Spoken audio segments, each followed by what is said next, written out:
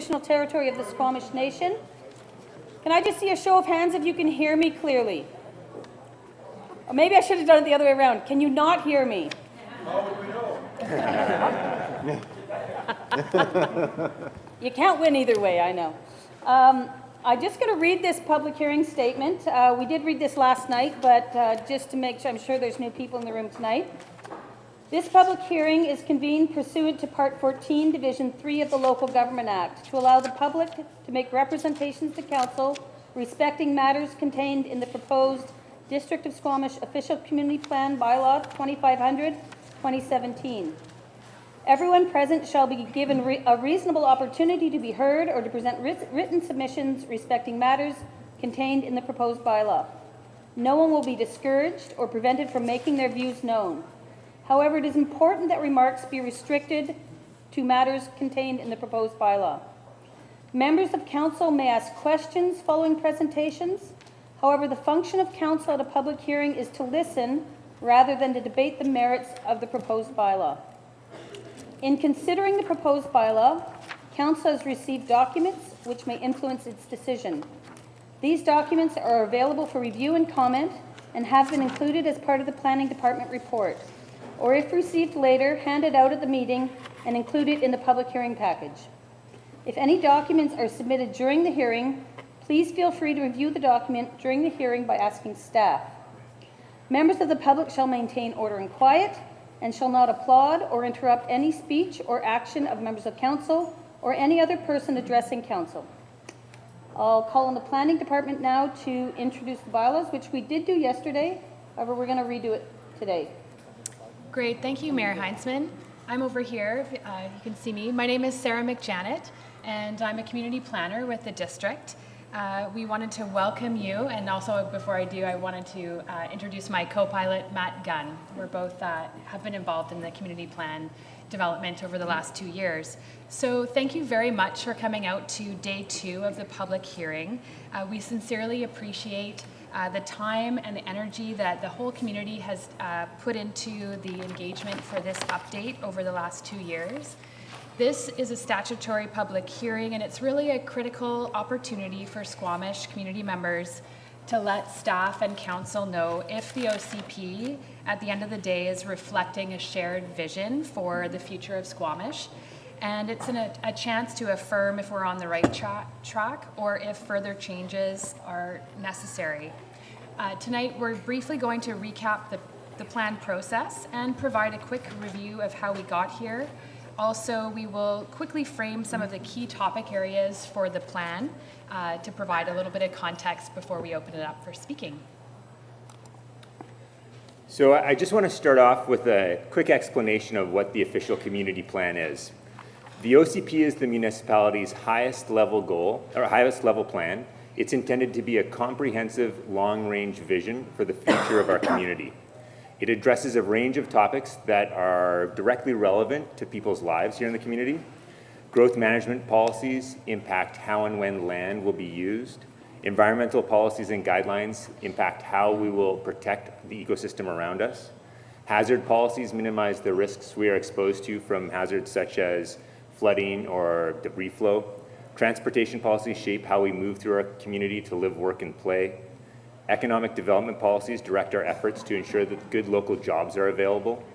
Healthy community policies address affordable housing, equity and inclusion, food systems, and child welfare.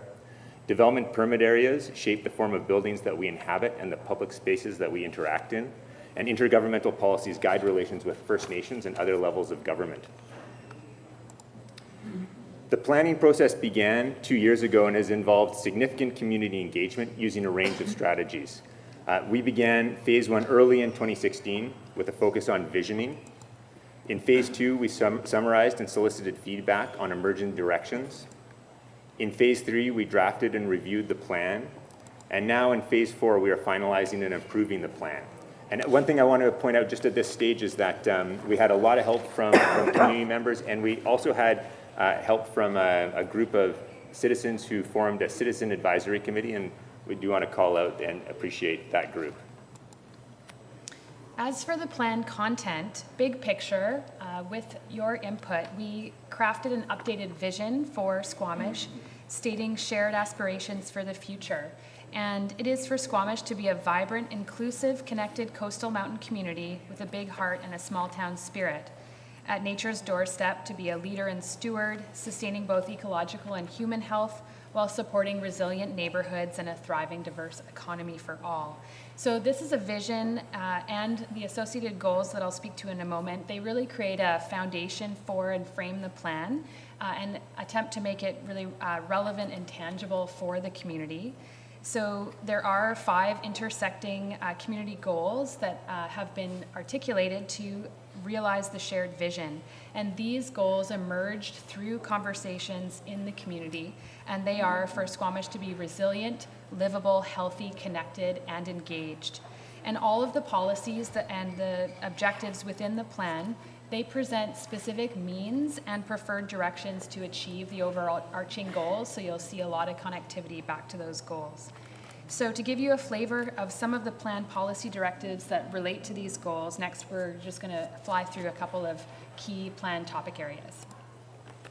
So a major theme within the plan is to direct growth to existing neighborhoods and to promote compact development. This approach maximizes the efficient use of infrastructure, facilitates walkability, preserves open space, minimizes taxes, and limits sprawl. A growth management boundary has been identified within which residential development is directed until our existing neighborhoods have been substantially built out. And under the OCP policy, development outside this boundary can be considered under specific circumstances at the discretion of council. Related to the plan's focus on compact growth and managed growth, the plan does also present environmental policies to preserve and enhance the community's natural areas network and to support ecosystem health and connectivity.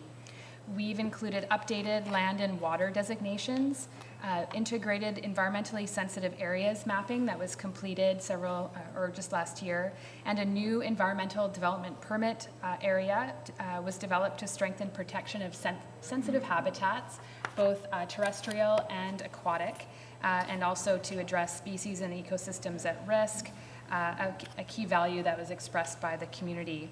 Also, long overdue, the OCP has integrated policy outlined in the Squamish Estuary Management Plan to elevate and bring focus to estuary function, ecological services, and ongoing aspirations to do a good job to balance conservation, commercial and industrial, recreational uses, and values within the context of coastal and marine planning. There are also water and air quality policies that address potable and recreational water quality, stormwater management, water source protection, and local and regional air quality. Another major component of the OCP is to minimize both the probability and consequence of natural hazards in our community. The plan incorporates the Integrated Flood Hazard Management Plan and establishes controlled densification areas, a floodway protection development permit area, and coastal flood protection standards. For Chikai Fan, there are policies that stipulate criteria for mitigation strategies and post-mitigation sub-area planning.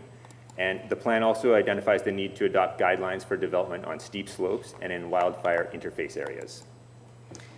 As one of the top critical issues for Squamish, affordable housing policy is front and center in the plan. To achieve healthy housing for all, the OCP calls for a greater diversity and mix of housing in terms of form, tenure, size, and price in all neighborhoods, and also a focus on filling that missing middle, the housing gap that we see between single unit dwellings and more high density apartments, and to expand the density of multi-unit forms in certain areas of the community. Inclusionary, age-friendly, and accessible housing is also a focus, so integrating mixed-income housing in new and existing development. Also a focus on low-income and core housing needs and support services.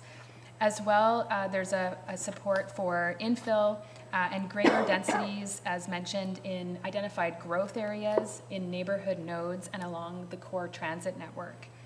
Affordable housing is recognized as the top priority for amenity contributions. The plan talks to incentives and expedited permitting for affordable housing and also expanding our purpose-built rental inventory. With respect to transportation and the network there, overall connectivity, accessibility, and safety is our major plan foci, as is efficient movement of goods and services and maintaining critical intermodal connections for employment and industrial uses within the community. Because we're heavily reliant in Squamish on vehicular modes, there's also a focus on active transportation and really increasing walking and biking as a mode share, and also improving and supporting transit access and frequency, strengthening land use and transportation planning, and building transit facilities and neighborhood design and site planning. The plan also speaks to alternative transportation options and inter-regional travel within the corridor and to Metro Vancouver to enhance connectivity within the region, and also long-range planning for marine, rail, and air transportation.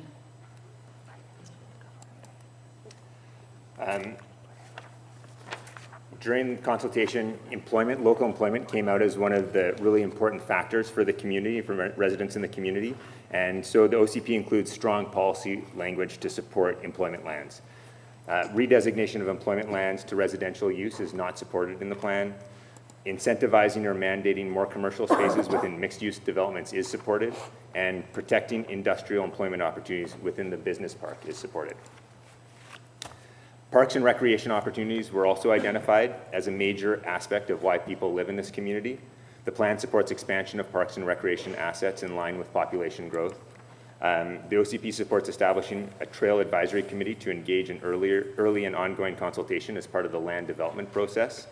The plan also identifies critical connector trails in order to preserve the character, quality, and function of our trail network through the development process. And the OCP includes policy to preserve the character and environmental integrity of land west of the Squamish River. So coming back to process, this graphic gives you a visual of formal approvals that are underway in phase 4.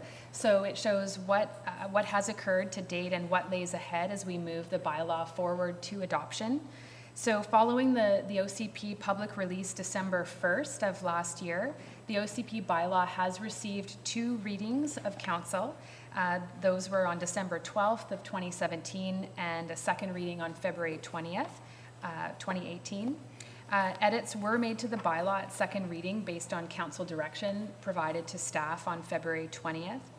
And subject to and following the public hearing that is occurring over these next 2 days, council may decide to amend the bylaw or give third reading or direct changes to the bylaw.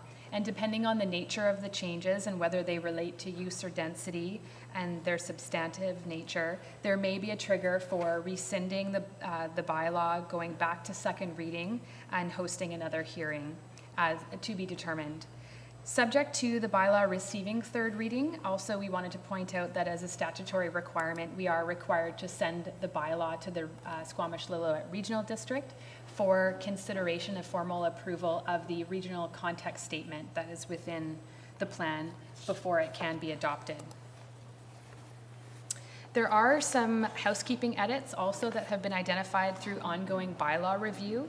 Since second reading, staff have identified some language edits for clarity that should be completed following the public hearing for third reading.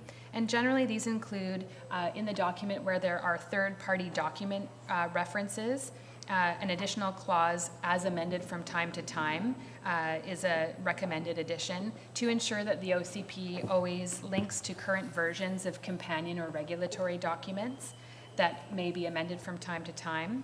In addition, policies should be highlighting clearly where they are subject to legislative process requirements, such as future OCP amendments for land use changes, and recognition that they are always subject to council's policies, operational directions, and discretion as decision makers and subject to public process.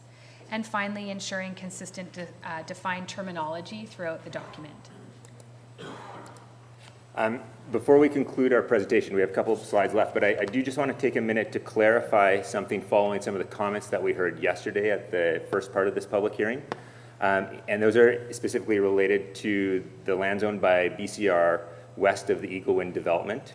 And the clarification that we'd like to make is that within the OCP policy, that is in the document we're talking about today, the majority of the parcel is located outside of the growth management boundary that we've identified in the policy, in the document. And so because of that, residential development is not supported on those lands in this OCP. A potential applicant has engaged staff in a pre-application meeting previously. This is standard practice. Developers often conduct a pre-application meeting with staff to understand the context that they are dealing with when they're looking at a proposal, but they do not necessarily need to lead to an application. They may or may not lead to a development application. And at this point, we haven't received a development application related to these lands. And without an application, we don't have information to post on our development showcase, for example. Currently, BCR does still own those lands, and any change in land use designation to support residential development on those lands would require a development application to amend the OCP, and this would include a public process and a public hearing, much like we're having tonight. So just wanted to add that clarification. Legislated statutory requirements for the public hearing notification have been met and exceeded, along with district policy and procedure. The OCP was posted online December 1st. Notice was published in the Squamish Chief on February 22nd, March 1st, and March 8th. Distribution of notices to individuals was not required since the bylaw affected more than 10 parcels with more than 10 owners. And the district e-news and a specific OCP newsletter were used to notify the community about the public hearing on 5 occasions in February and March. The extensive public hearing package that has been compiled has been available for a review online and at Municipal Hall since March 1st. The package includes minutes from our advisory committee meetings, council presentation materials from the entire OCP, OCP backgrounders and policy guides, and public and agency feedback. We've received significant input from the community since the OCP was released, and we really do appreciate this input, and that's what we're here for tonight, to gather more input on the bylaw at hand, and that is the conclusion of our presentation. Thank you very much. I have a list of about 15 people in front of me. If you do want to speak at the public hearing, please go in the hallway and write your name down. It's really helpful if you write your name down, because then we spell your name correctly in the minutes. I'm going to call on the public now to speak to the bylaw. After I've confirmed it is your turn, please approach the podium and commence your remarks by clearly stating your name, your address, and whether or not you represent yourself, a business, or an organization. And each speaker will be given 5 minutes to speak. That's just to allow multiple people to go, but if you do want to continue, if you have more points to make, we will be here until there's no one left that wants to speak. So first up, we have Ryan Blackwell.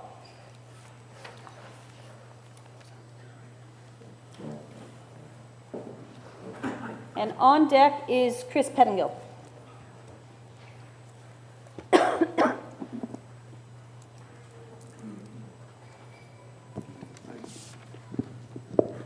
Testing.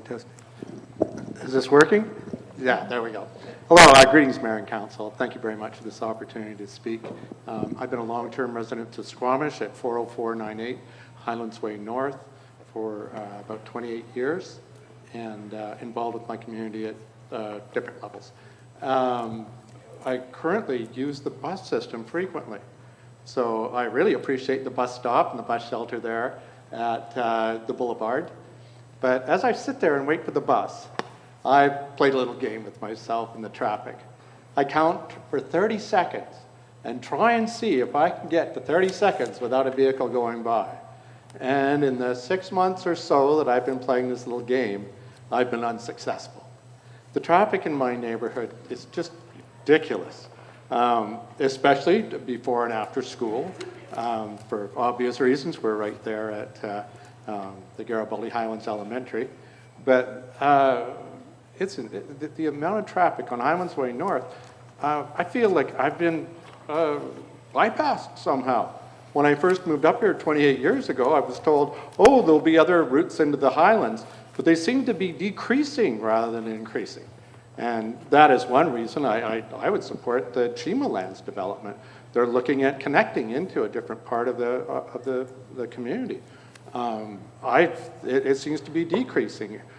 Through all the developments that have happened up there, Garibaldi, up across the end of the university lands, the university itself, the bridge of the university, the development up the hills for me. You know, we've been right there at the forefront of the whole thing.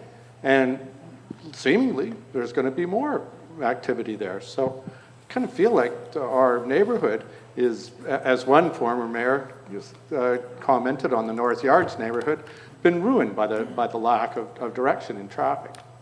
You know, I'm hoping if I ever sell my shack that I'll have somewhere else to live here. But it seems to me most of the development has gone to multi-story townhome development. So as far as, I recognize that the Squamish Community Foundation is putting in a building, but that's, you know, I'm used to having a little more space than 850 square feet to roar around in. And I assume that's for lower income and not really appropriate for me at this point. So I'm hoping that I'll find continued reason to be in this community. I've been the recipient of the NERO program since it started. In 5 years, we've had an extremely successful program there. It's my hope that the development towards a rehabilitation and a rehabilitation focus will be part of a revamped rec center, as I've sent in a letter to council at the end of last year. So I appreciate this opportunity to speak, but I really hope that there's some direction towards improving the traffic in my neighborhood. So thank you very much. Thank you, Ryan. Chris Pettingill, and on deck is Christine Endicott.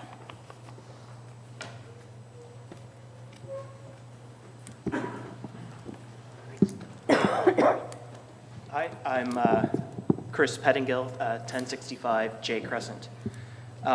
So I just first want to thank the district for all the work, especially on engagement. It's been really good to be part of it. I haven't been as much a part as I'd like to, but seeing a lot of what you've been doing, and it's good to see how the community's been involved in this. I was really pleased to see the level of attention to reconciliation, something that's been on my mind a lot, and I'm glad that as a community we're really paying attention to that. And I'll also say there's a whole lot in this plan I like, and just too much to go through. So it may sound negative, but I'm only going to focus on my criticisms, but don't take it the wrong way, because I think there's a lot to like in this. One of the first things that jumped out at me is the vision statement. I didn't see a lot of our brand in that, and I'm assuming we're still holding to our brand, and our brand is still important, and I quite like our brand. But I tried to ask myself, with a lot of the policy and the vision and so on, could this apply as equally to Maple Ridge or Surrey or so on? Or is there something in what we're saying here that really says this is uniquely Squamish? And in a lot of places, I didn't see quite what's the unique Squamish piece. And I think we could reflect our brand a little bit stronger, right, even from the vision level. And for me, that plays into some of the, especially the content around rec, because I think a lot about, you know, we have world-class natural recreational facilities here.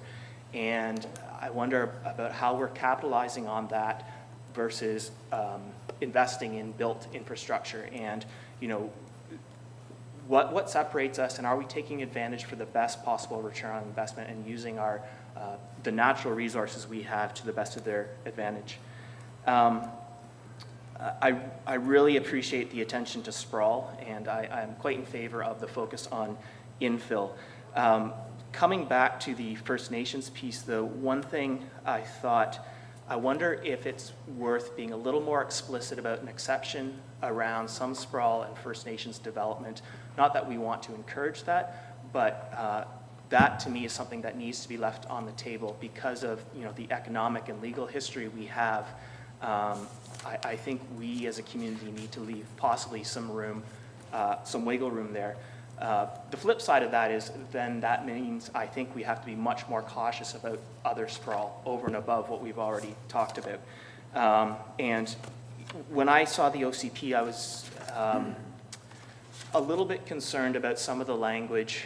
There's a list of things, I think it's 9.2H, where council might consider reasons to consider moving ahead with some sort of sprawl. And to my mind, and there was a number of 22,500 when that possibly could occur.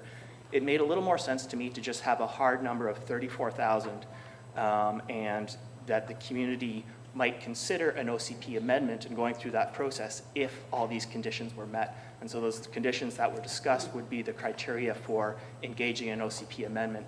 So then it's not sort of as much of a subjective thing on council whether we make amendments without, or make changes to development plans without going through the OCP, but forces us as a community to go through the OCP process and make sure that these opportunities are at a level that the community really feels it's worth some of the costs we will incur environmentally and infrastructure-wise in terms of sprawl. One thing that struck me too on industrial lands, I think it's because it's been a long conversation, but historically it made sense. We've conflated industrial lands with employment lands. And I think as we look forward, I'm not sure that makes sense anymore. And there's still going to be reason to have industrial lands, but I think we have to be very, very careful about equating industrial lands and economic and employment lands. Because as the technology advances, and it's growing so fast, the number of jobs per square meter of industrial land is decreasing. And so that's not to say we shouldn't have industrial lands, but we really need to think that through, I think, when we're planning out our industrial development. And then a final thing, it's a question, so I'm not sure if you can answer it. When I've seen development proposals in the past or various staff plans, there's often a list of, here's the policies that this plan or this idea complies with. And there's a whole lot of policies in this document. I'm wondering when a proposal, when an idea comes forward, how do we determine if it's good enough?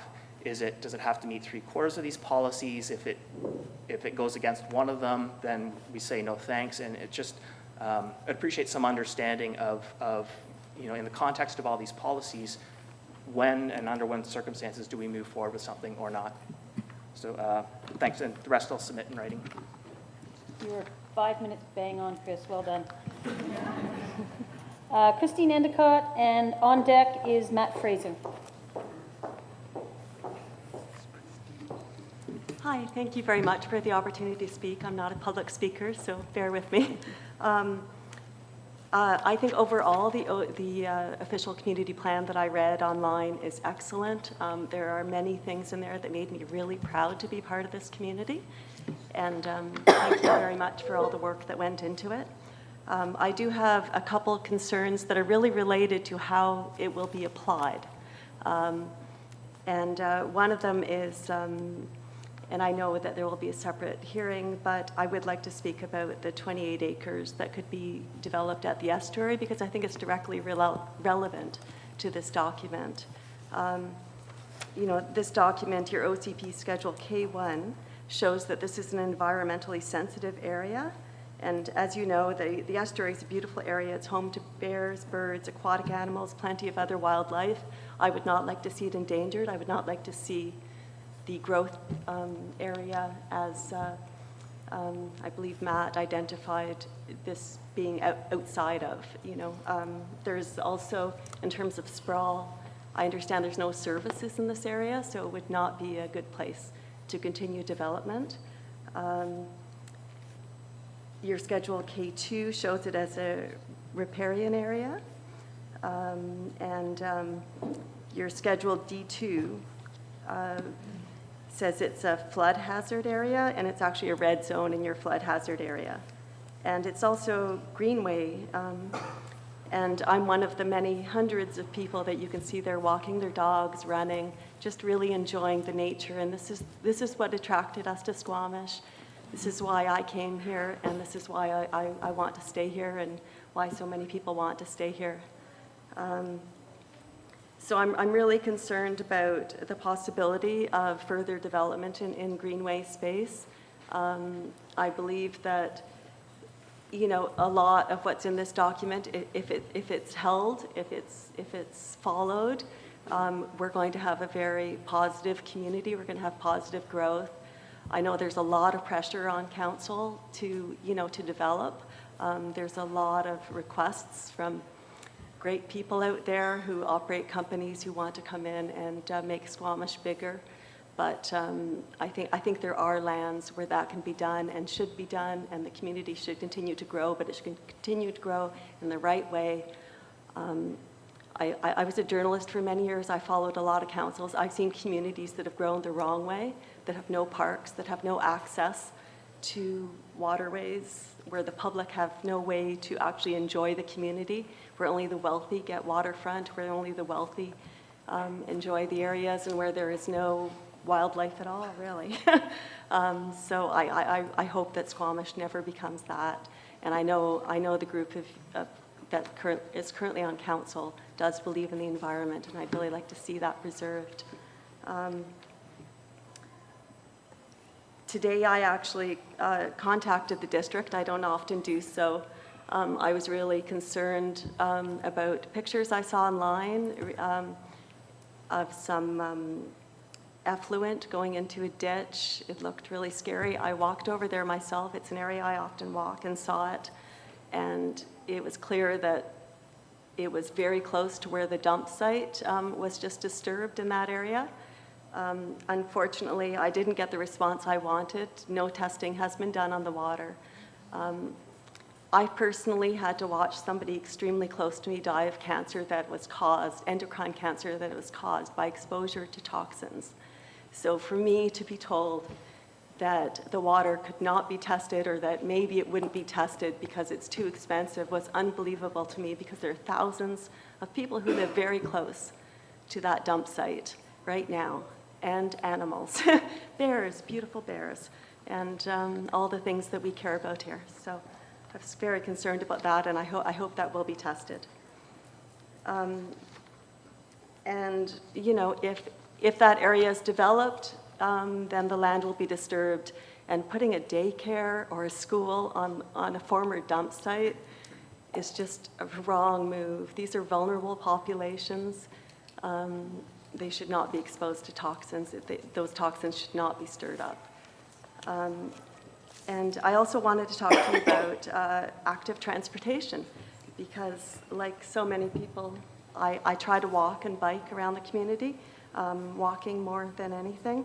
And I think the OCP section that talks about OCP section 19.5, talking about active transportation, active living, is fantastic. It's an absolutely great document. The wording is wonderful.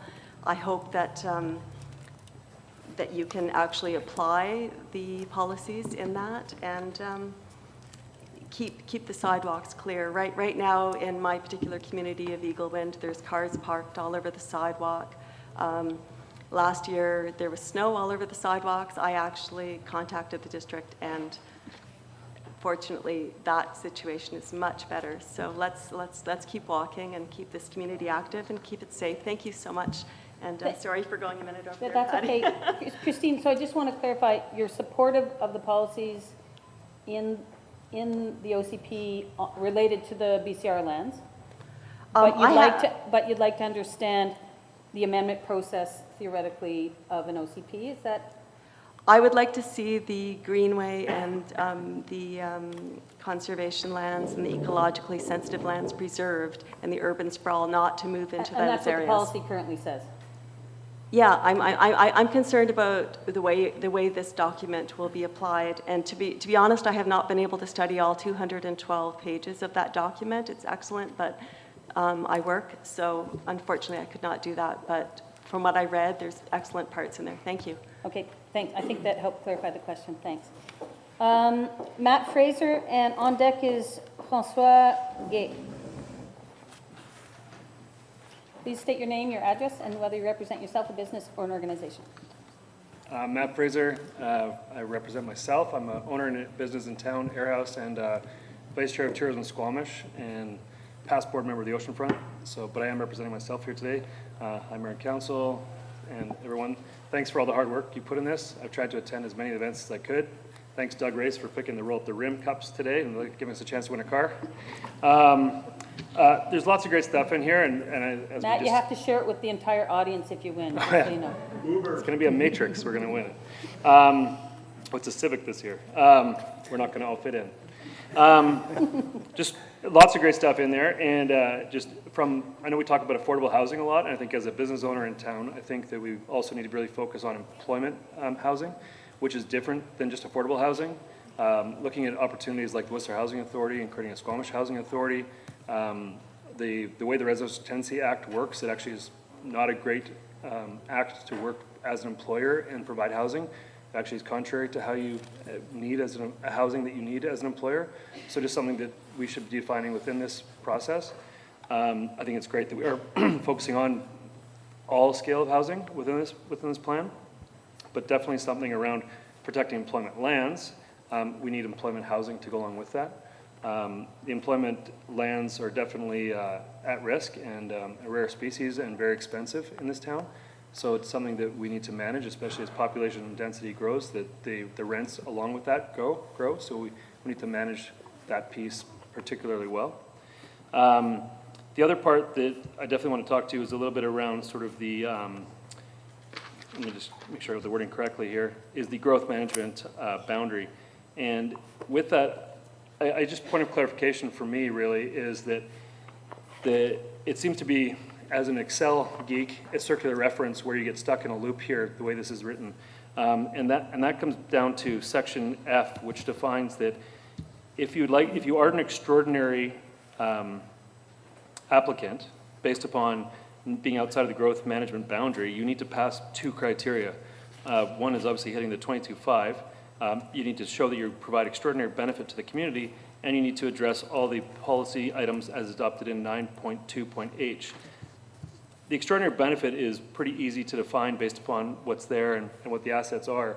The problem lies to me as in 9.2h, which is you need to hit the 6 policies. However, all 6 policies are not written. And we do get a situation where we could get 2 population at 22.5, and the policies are actually not completed. So therefore, whoever owns land outside of the growth management area could be in a situation of waiting for these policies. I'm not saying they're not great policies to have, but there's no pressure on staff to actually complete these policies in time. However, there's also not the ability that if we do not complete these policies in time for the discretion of council to actually still move ahead. So I'd like to see this rewritten to say that only the policies that are completed are in this section. And if you are adding new policies, as they may be in the future, these are the policies defined. If they are in at this time of 22.5, then we would uphold these as well. I just think that it's unfair that there is a policy written that does not actually allow us to know when that might be. It seems a little bit ambiguous and gray and does not provide any clarity for any landowner outside of that area. So thank you for your time. Thanks for all the hard work. Thanks for the roll up the rim. Thanks, Matt. Francois Gay and Ihor Zubniak is on deck. Thank you very much. I'll pick it up. It's a little bit low for me. Thank you for the opportunity to speak here tonight. I want to talk about 2 things. I'm at Summits Drive as well, and I want to talk about very, very quickly on BCP Eagle Win. I think there are people in this room that understand public planning, understand different things in regards to the environment, understand growth plans, transportation much better than I do. They've outlined it in the policies, they've outlined it in OCP, and it basically says that BCP Eagle Win, as far as the expansion, shouldn't happen. And I hope council listens to that, because if they don't, they will have a fight on their hands. So I do think that's important to outline. I do believe that what's been outlined basically says it shouldn't exist. So that's very important to state. The second thing I'll take an opportunity to identify is that I do think there's an opportunity for Squamish to attract technology companies to the area. I work in the technology area, and with the struggles that are taking place in Vancouver, the costs, the density, and retaining technology workers, I think there's a phenomenal opportunity to attract smaller, mid-sized technology companies to the area. There's a huge technology workforce here in this city. People don't realize that. I don't know if people have numbers, but it's fairly high. And I bet you they'd much rather work here in Squamish than commute to Vancouver or Burnaby or somewhere else. So it is a very significant opportunity for council to consider. Thank you very much. Thank you. Ehers Lubniak, and on deck is Richard Zimmer, or Zimner. Mayor, council, all the planners and municipal staff, district staff. I spoke last night to two issues, and I'd like to revisit one of them tonight, and the issue of densification. And the reason that I wanted to talk to that was we had a gentleman who came up here and said basically over my dead body that you're going to do a land assembly on my land. Unfortunately, our municipal growth boundary is Squamish. It's not an arbitrary line that we draw around properties, that this land is outside and the boundary goes around it this way and down here. It's land, and it's all of Squamish. And when you place an artificial boundary on it, you create discord, especially when that boundary focuses on densification. You've created a document here which basically says neighbors will hate neighbors. And the reason for that is you can't do land assembly and densification without creating that kind of chaos. It happens in every municipality. The only place where I've ever seen it happen differently was in the district of Port Coquitlam, where the district council simply said, all of this area will someday be townhouses, period. It's rezoned. When you sell, you're selling to someone who knows that they're buying land for redevelopment. When you do a land assembly, you get 4 houses in a row. It's great if all 4 people say, I want to move. But if the guy in the middle says, I like it here, I don't want to move, now what happens? He gets bullied. He gets bullied into believing that his neighbors are going to lose out because he won't play. And I'm sorry if I use he, I'm a man. And that's just bad for the health of our community. It doesn't promote good, I don't know quite what the term would be, but it doesn't create an environment where people are happy to live next to each other. So the whole issue of densification should be left in a different plan. And that plan should be built to the boundary. It will rebound and it will come back in, and the oldest communities will then be ready to accept whatever money that development companies are willing to spend to participate in that process. But before that, there's going to be stress, and this plan leads to that stress. Somebody mentioned the word sprawl. Come on, driving from the Chima lands down to independent grocers isn't sprawl, any more than it is coming out of Jay Crescent. It's the same distance, or coming out of Rockridge, or coming out of Skyridge. It's not sprawl. Sprawl is where you live in Chilliwack, and you have to drive to Vancouver to go to work. That's sprawl, okay? Somebody mentioned the cap of 34,000. So in other words, what you want to do is you want to double what we've got right now in all of the residential areas. So every time you walk down the street and you see one building, you're going to see 2. And I don't know if that's really what we want to see. I don't know if I'm running out of time. Got a minute left? Okay. I've just made a whole bunch of little notes, but the bottom line is, by creating this artificial boundary, we're choking supply. We're creating an artificial environment which is going to drive the price of the remaining land up. So if you're talking about affordable housing, this also flies in the face of it. Because when you don't open up all the land that's available and let the developers decide when they want to sell, you're going to create an artificial market for the value of the land. The other thing that leads to directly, and I'll hit on it very quickly, was the issue of affordability. It was defined last night as being 80% of the median income. Well, I thought to myself, there's something about that definition that hurts. It doesn't fit right. It didn't say average income. It said median income. Now, if you don't know the difference, it took me a bit to read today to figure it out. If there's 100 people in a room, and half of those people make less than $30,000 a year, and a quarter of them are making $100,000 and above a year, that median is not $50,000. That median is below that, and you're taking 80% of that to produce the affordable housing. That's not affordable housing. Nobody can afford to build it at that level. What it is supported housing, and it should be defined as such and supported as such by our council. Now, I know some of you guys think, well, geez, he never studied urban land economics. That's partially not true. Because I've been a realtor for 25 years, and I've watched this cycle go on. Somebody mentioned Maple Ridge, seen it there. Pitt Meadows, seen it there. Tri-Cities, seen it there. And I don't want to see it in Squamish. Let the natural process of, if the land's available, let them go through the process, excluding the lands which are environmentally sensitive. And I totally support what you guys said about that. I don't want to see that dump site disturbed either. That's going to be hell on wheels when it happens. Anyways, thank you very much. Thank you. I'm going to ask people not to clap. We just want to make sure everyone does not feel intimidated by coming up and speaking. Thank you. Richard Zimner and Christine Martin is on deck. Hello, my name is Richard Zimmer.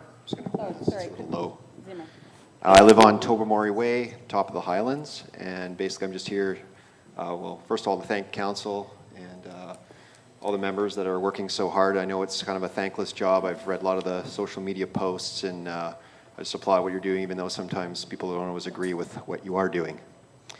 I'm here to address the Chima lands. I use those lands on a daily basis. My family does for hiking, biking, recreation. Even I see other people enjoying trials biking, other things. I think Squamish has a golden opportunity right now. Mr. Chima, as for what I understand, has reached a memorandum of understanding with SORCA, which is a huge part of our community, to develop these lands as a mountain biking mecca. I don't think anywhere in the world has anything like that, where you'd literally be riding your bike from your house as the trails go around your house, as well as he's donating a huge portion of the land to maintain the trails, build a school, as another gentleman said, another access to the Highlands, which we desperately need, those traffic circles. I honestly can't believe there hasn't been a major accident there yet. So I think Squamish Council seriously has to reconsider the threshold cap that they put on this. I don't know the ins and outs. I'm not a counselor. I'm not a city planner. I just know from a basis of if I owned a piece of land and I was told once the population reaches a certain limit, then I'd be able to develop, and that just keeps getting pushed up and up and up, I'd be furious. I would have put a gate up and a fence up years ago if I was him. I applaud him for working and being patient, and I think council has to possibly reconsider this cap and get more input and hopefully take this golden opportunity to be realized and make Squamish like even world more renowned than it is for mountain biking activities and hiking. Thank you very much. Thank you very much. Christine Martin, and on deck, Mike Truelove.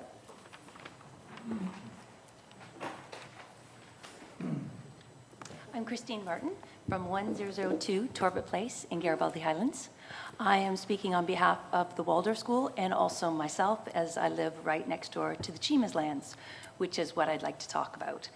I've been in the community for 20 years, and I have loved mountain biking and hiking in those trails, and I think they're a great asset to our community, and that it should be honored, and that the Chima lands the Chima family is looking at maintaining and enriching that area. And also, in 2002, I was a founder of the current Squamish Waldorf School, and it has been serving the community since then. And we have a wonderful little location in Ballycliffe, and we are outgrowing our location. We can no longer fulfill all the needs that students need right now. We offer a preschool up to grade 8 program and also a parent-child program. And I know the district really wants to add more early childhood programs, and we would love to. And if we had more space, that could be a possibility. And it's very difficult to find a place that can be adequate for a school to be on, with a green space for the children to play, plus the size of the building that we need to put on there. So the Chima lands would be optimal for us, and Mr. Chima has been in conversation with us and has committed part of his land to help us achieve that. And I really hope that the council will consider and support that. I also support what other speakers have said. One is having another access up into the Highlands would be fantastic. As I said, I live in the Highlands, and I have a concern about that. And also really protecting the mountain biking, because it is such a great asset and such a healthy way of living is getting out in the outdoors. And also As a school, we really promote outdoor education, and being in an area in which we can have access to green space, more so than what we have now, would definitely benefit the children and the community.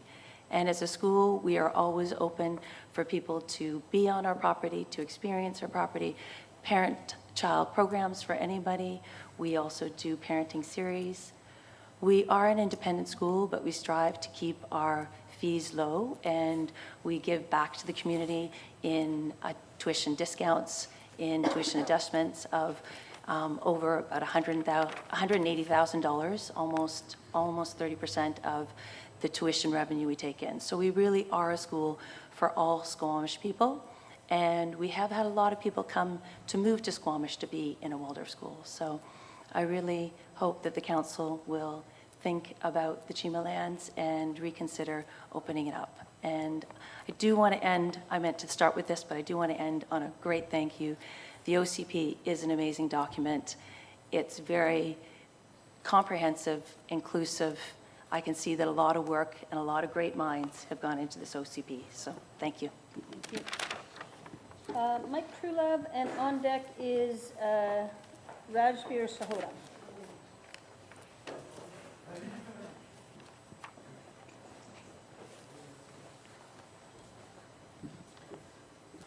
Hi, my name's Mike Trulove. What she said. We came here about 20 years ago, mostly for the hiking and biking in Squamish. The trails are a great community asset. I'd like to really thank the landowners for letting us have access to their land for these trails. And I think it's really important to retain access to the trails in Squamish. Thanks. Thank you very much. Rajbir Sahota, and on deck is Rajan Upal. Hi everyone, my name is Rajbir Sahota at 1985 Spruce Drive, and I support the Chima family to submit development applications, stop moving the goalpost, and stick to the original deal, and remove all the roadblocks. Thank you. Thank you. Rajan Upal, and on deck is Inkjat Grewal, and just a reminder, state your name, your address, and if you represent yourself, a business or an organization. My name is Rajan Upal. I live at 30544 Skypilot Drive. I represent myself. I feel that we should allow the Chima family to submit a development application based on extraordinary benefits without any further roadblocks, such as 22,500 population cap and the 6 precursor policies. Thank you. Thank you. Inkjat Grewal, and on deck is Apkar.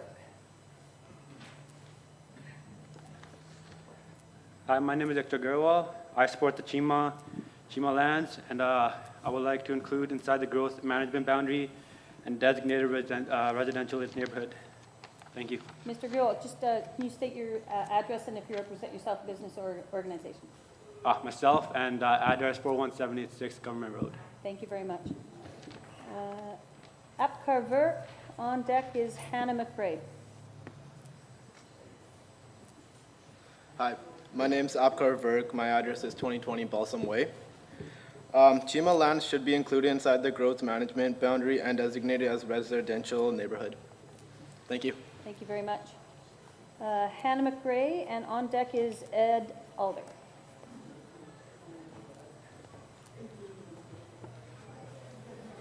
Hello, I'm Hannah McRae. I live at 820 Upper Crescent, Britannia Beach, and I just wanted to come up here and let everyone know that I am in favor of the Chima development.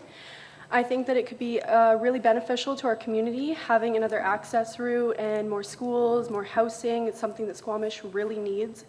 I've grown up here my whole entire life, and so has my whole entire family, and I just think it'd be a really awesome thing for Squamish that we strongly need in our community. Thank you. Thank you very much. Ed Alder, and on deck is Tom Malpass. Just a reminder to state your name, your address, and if you represent yourself, a business or an organization. Hello, Ed Alder, 38265 Juniper Crescent, and I'm representing the Squamish Dirt Bike Association. I'd like to thank the District of Squamish staff, Planning Department, and the Mayor and Council for the work that they've done on this OCP. Now, I'd like to speak about trails generally. There's many important topics tonight, but sticking with that. The motorized user group, obviously, our riding areas extend far outside of the district boundaries, but we'd like to make sure that you know that our priority is to continue working with all of the stakeholders and the other user groups. We're in constant communication with SORCA, and we want to maintain our designated motorized recreation areas in the future. I believe that you may have had a chance to peruse the MCC economic impact study that was forwarded to you today, dated September 2015. So in briefly reading through the OCP, I'd like to say that the Trail Advisory Committee is definitely a positive that we support, and we'd like to see its fruition and move forward on that so that we can, as I say, all be together in the same room and working towards the same goals. It's very important to us. And also the attention that you guys have paid to keeping trail connectivity and working with the developers to continue that in the future is also something that we're very supportive of, even though, as I say, most of those connective loops or connective portions do not include motorized. But just the same, thanks very much for your work. Thank you very much. Tom Malpass and Chief Dale Harry is on deck. State your name, your address, and if you represent yourself, a business, or an organization. I'm Tom Malpass. I live at 40766 Thunderbird Ridge. First of all, I'd like to say I've been to most of the public hearings regarding the OCP and appreciate all the work that's gone into it. One of the things I have is that I keep hearing that the OCP is one of the top priorities is affordable housing, and with the land that's being withheld from the growth management areas, I just don't see how affordable housing is going to be possible. We're seeing single-family lots that are pushing over $1 million in the Highlands, and how is that affordable for anybody? So if this land's released, I mean, we can talk about multifamily, single-family, some low-income, some rental housing. I keep hearing senior housing. It'd be nice to have sort of some higher-end senior housing, which we don't have in Squamish. What else? I'd just also like to say that I sell real estate in the Sea to Sky corridor, and we get people coming up here from pretty much all over the world now. And it'd be nice to be able to provide more options for them. Just to give you an example, I sold a home to a man from Ireland. I sold a home to somebody from Istanbul. It's remarkable that these people could choose anywhere in the world to live, and they're picking Squamish. So I just feel that we need more alternatives, and I think the Chima lands and the other lands that are outside of the growth management area need to be considered. Thanks. Thank you very much. Chief Dale Harry, and on deck is Dylan Morgan. OCM. Hot squat its days, Hudson Squan, Chukwa Temitso Tsitsa. Patty, I want you to interpret what I said. Anyways, it means that we say we did a good day, and it's doing such a great job here today. Just wanted to share that, before Chief Dale Harry, Bacolton CM, one of the 16 hereditary chiefs for the Squamish Nation, I live at 37648 Chief Harry Drive, my road. But I just wanted to say that, I've always remembered this thing on an official community plan, that it was just, the nation was only included in one sentence, and how they were going to deal with the nations. And I've been on chief and council for 12 years. I went through 5 mayors and many district council. And probably I'll be going through many more. But you know what? One of the things I just wanted to share is that I really like how they have the inclusion of the Squamish Nation inside the official community plan. But also what I wanted to share is that when you deal with the Squamish Nation, you don't deal just with the staff. You have to deal with the council representatives in order for you to make things to move forward.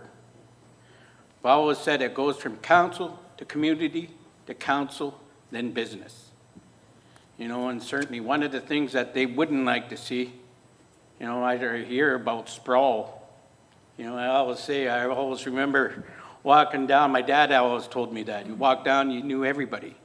Now you walk down, you don't know anybody, right? It's just developed so much around the Squamish Nation. So dealing with the Squamish Nation, I know you have to go up and deal with it separately in regards to our reserve lands, in regards to the Crown lands, and you have to go through consultation, and you have to go through accommodation. Not saying we're not open up for business, but certainly, you know, if you have business environment and the nation work together, then you have yourself a project and you have a plan of action. But I just wanted to share that you have to go up and not just deal with the staff level. It has to go to the council of the day. And I just wanted to share that here today. And again, I wanted to commend you. I know it was one sentence, and I've been in there, I think it must have been about 16 years ago. Yeah, 16 years ago, I was in Tours.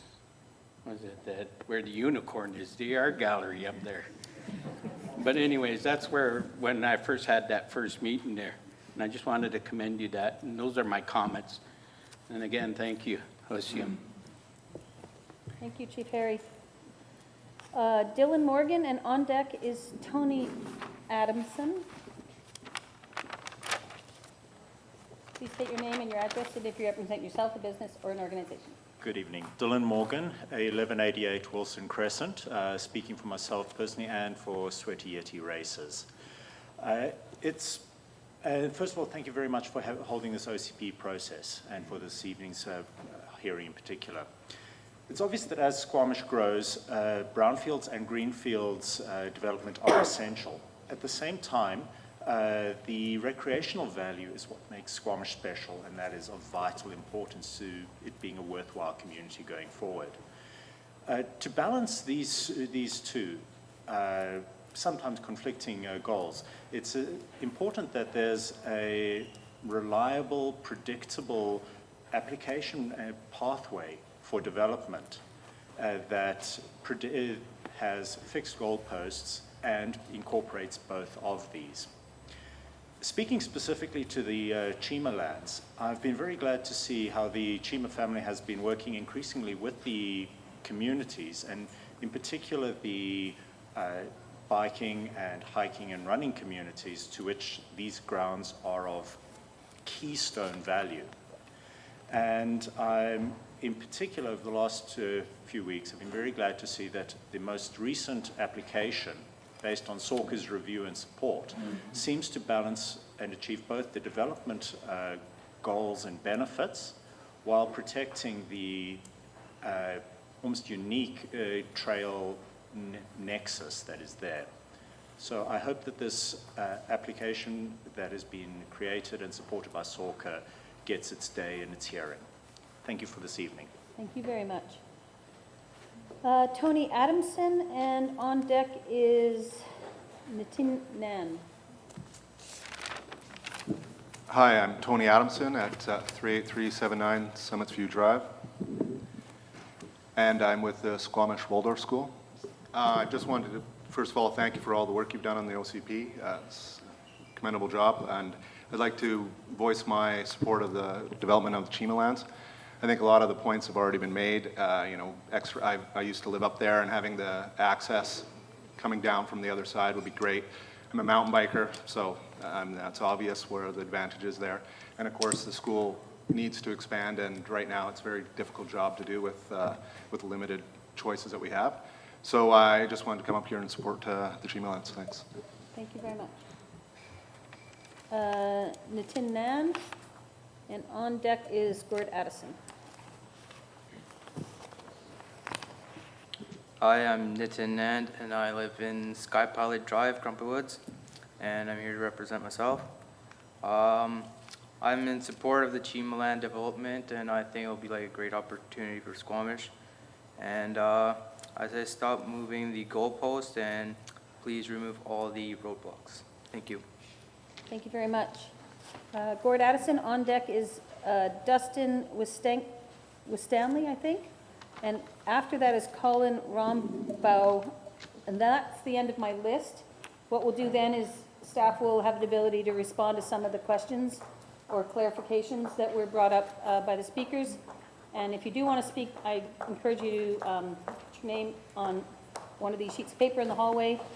Once we get to the end of that list, we will take people just putting their hand up. So there'll be lots of opportunity to address council. Go ahead. Sorry about that. Gord Addison, 1022 Pier Road, speaking on behalf of myself. Speaking, I guess, the OCP document as a whole, a lot of it's based on smart growth principles. And when I first heard the term smart growth, I was a little skeptical because obviously the PR people got a hold of it and called it smart growth, and hey, who wants to be in favor of the opposite? I read into it, I looked to understand it, and how in theory, smart growth can reduce infrastructure costs, keep taxes down, and keep things affordable. And that was the theory, and for a long time I went along with it. And how are things stacking up now? Are the goals that in theory should be attained by smart growth being attained? We have a serious affordability crisis in Squamish, no doubt about that.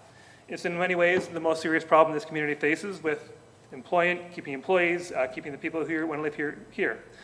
The question is, with all the smart growth, why have housing prices risen so fast? Well, I've did a lot of research into this, and despite theory, it turns out that in reality, rigid smart growth policies push housing prices up. And they push housing prices up faster than communities without smart growth policies. There's a lot of evidence to support this. If in a recent US study, cities with smart growth policies, their housing prices increased 14 times faster than those without. It's a difference of about $200,000 per house over a decade. Based in 2015 US data, the price of a house in a smart growth or growth management area is triple the house price in a non-smart growth management area.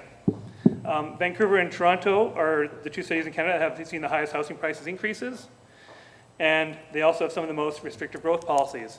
So, and this is only the last couple months I've kind of turned my head on this, is looking into the research, it seems that the affordability crisis we have in Squamish is somewhat of a made-in-Squamish problem. Squamish is perhaps the worst community in the world to have rigid smart growth policies. We're in a narrow valley. We've got a lot of riparian areas. We've got parks. We've got floodplain. We've got debris-torrent hazard areas. We've got First Nations land. There's a lot of land, even within those smart boundaries, that we can't develop. So what happens? The land that you can develop gets more and more expensive. You push out all the small developers. You can only get the big developers. And because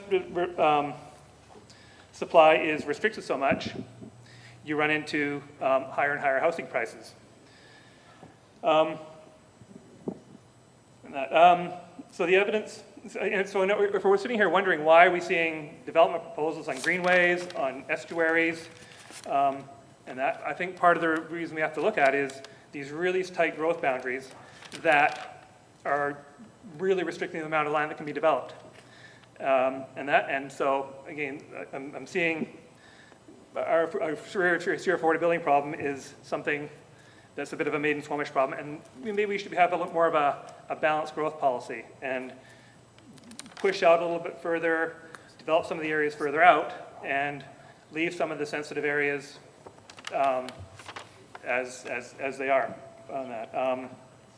So, the most important thing in this town is to offer affordable prices for people, but I'd really encourage people to kind of look into it, look into the evidence, and see what's happened in, over the decades or so we've had smart growth, what's happened to housing prices in other places. Thank you very much. Dustin Winstanley? Yeah, you got it right that time. Excellent. And Colin Rombo is on deck. Okay.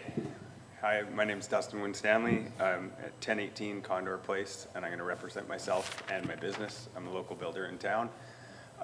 For the last 11 years, started with, first time I built here was with the Amblepath development. Purchased some lots. I've built homes for a few people in the, sitting out there, and built some spec houses and that. I've recently purchased properties in 2 other communities to build homes, which will be transporting my guys and stuff who live here because we are out of inventory, and that's pretty evident as far as purchasing single-family lot and stuff that you can do smaller development. There's, I mean, yes, there's a couple left, but you can do the math on building them. If you want to make a margin, good luck. And I'm here just to support the Chima development and pushing out into that area. I ride there daily. I live right there. I love those trails. I've had some good opportunities to talk with the family, and I like some of their ideas about preserving a bunch of the trails that are there rather than losing them all, because we do use them daily. But yeah, I hope that we would consider not pushing that out too far so that we can actually provide some inventory. I feel like we pay this catch-up game. First of all, there's it takes forever to get a permit. Then we finally fix that, we get a permit, be able to get permits quickly, but then now we're out of lots. So then, and then we're just sort of move along like that. And I feel like if we can increase inventory, that would help the housing problem. I'm also want to speak just a little bit to the densification idea. I am presently doing the very small form, adding a carriage house on a property. The property does have 7 neighboring lots that I chose to do it on. It's a 1/3 of an acre, decent sized property. I did as low a possible 1 single story because we're out of the floodplain, not the garage, typical garage house above. And there's as much as I can do to help the neighbors, built everybody a new fence, all that stuff. And like the one guy mentioned, densification turns neighbors against each other. The PR process in that is difficult, and that's a small scale. I can't imagine what it would be like if we're really cramming densification into the existing lots. Okay, thank you. Thank you very much. Colin Rumbaugh, and on deck, Tim Talevy. I'm Colin Rombo, 38137 Westway.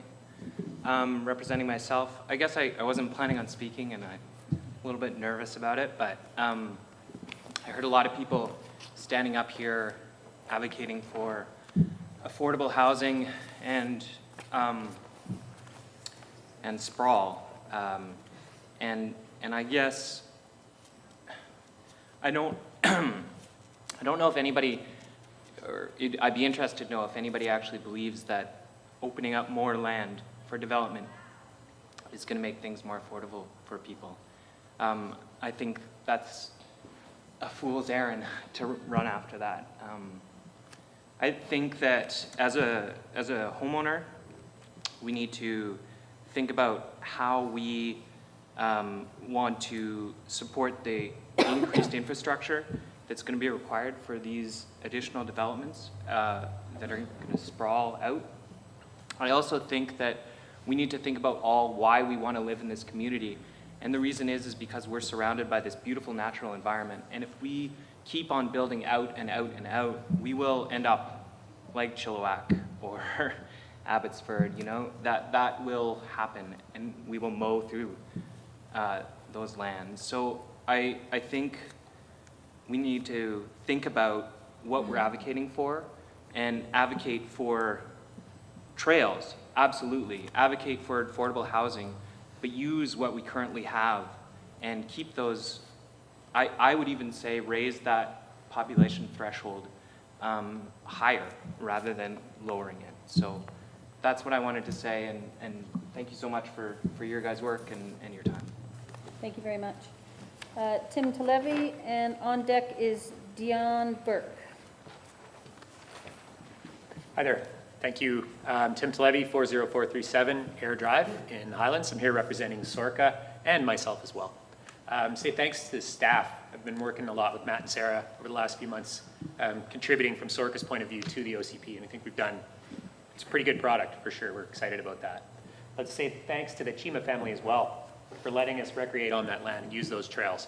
They are definitely a part of what has made Squamish what it is from a mountain biking point of view. Sorka's working with the Chima family to come up with a vision for that land. And we think there is a world-class product there. We're going to work towards that at least, and it's going to take some time and effort, but they've been receptive and willing to work on that, and I think we're going to get a really good product out of that at the end. What I want to talk about briefly tonight, and Ed Alder from the SDPA brought it up a little bit as well, is the Trail Advisory Committee. We think that would be a really valuable thing to not only put into the OCP, but take action on and implement that sooner than later. What that'll do is help us avoid having to be kind of fighting for the trails as much as we are. That's what we do. We love doing it. We're passionate about the trails. But if you had a bit of a process in place, similar to the advisory design panel that developers go through when they want to build something, to help set the framework. So some of the 4 points in here, to ensure trails are replaced with trails of a similar quality and character. And we feel that's important. So it's not just connectivity, it's also that we have the quality that we have and the character that we have that sets us apart from other riding destinations. Ensuring connectivity, that's a major one, obviously, we know that.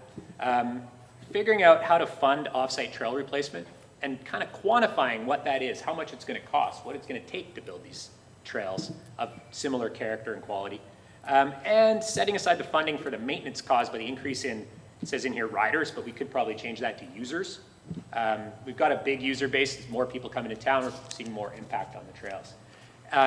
Sorka is doing a lot of that now, but we want to bring other people into that fold, the dirt bikers, trials, motorcycle riders, hikers, equestrians, and have a voice at the table going forward. So that's all I need to say tonight. Thank you very much. Thank you very much. Dion Burke, and on deck is Corey McLaughlin.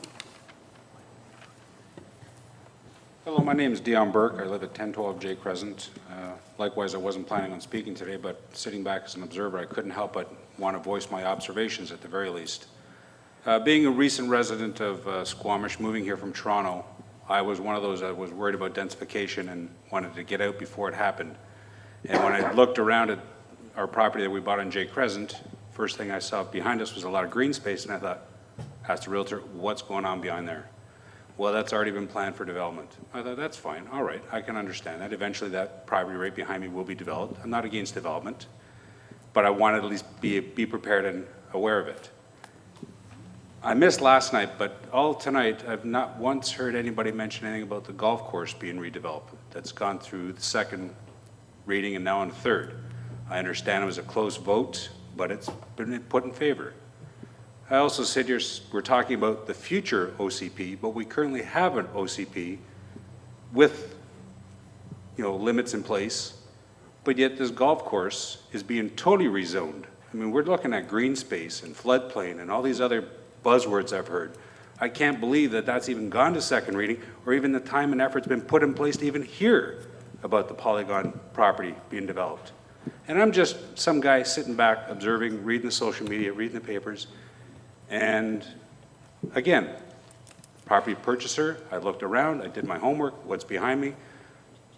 I'm not here to support or against the Chima developments, but there's someone else that bought property, had some limitations put in place, said I gotta wait till those thresholds meet, and then I want to develop.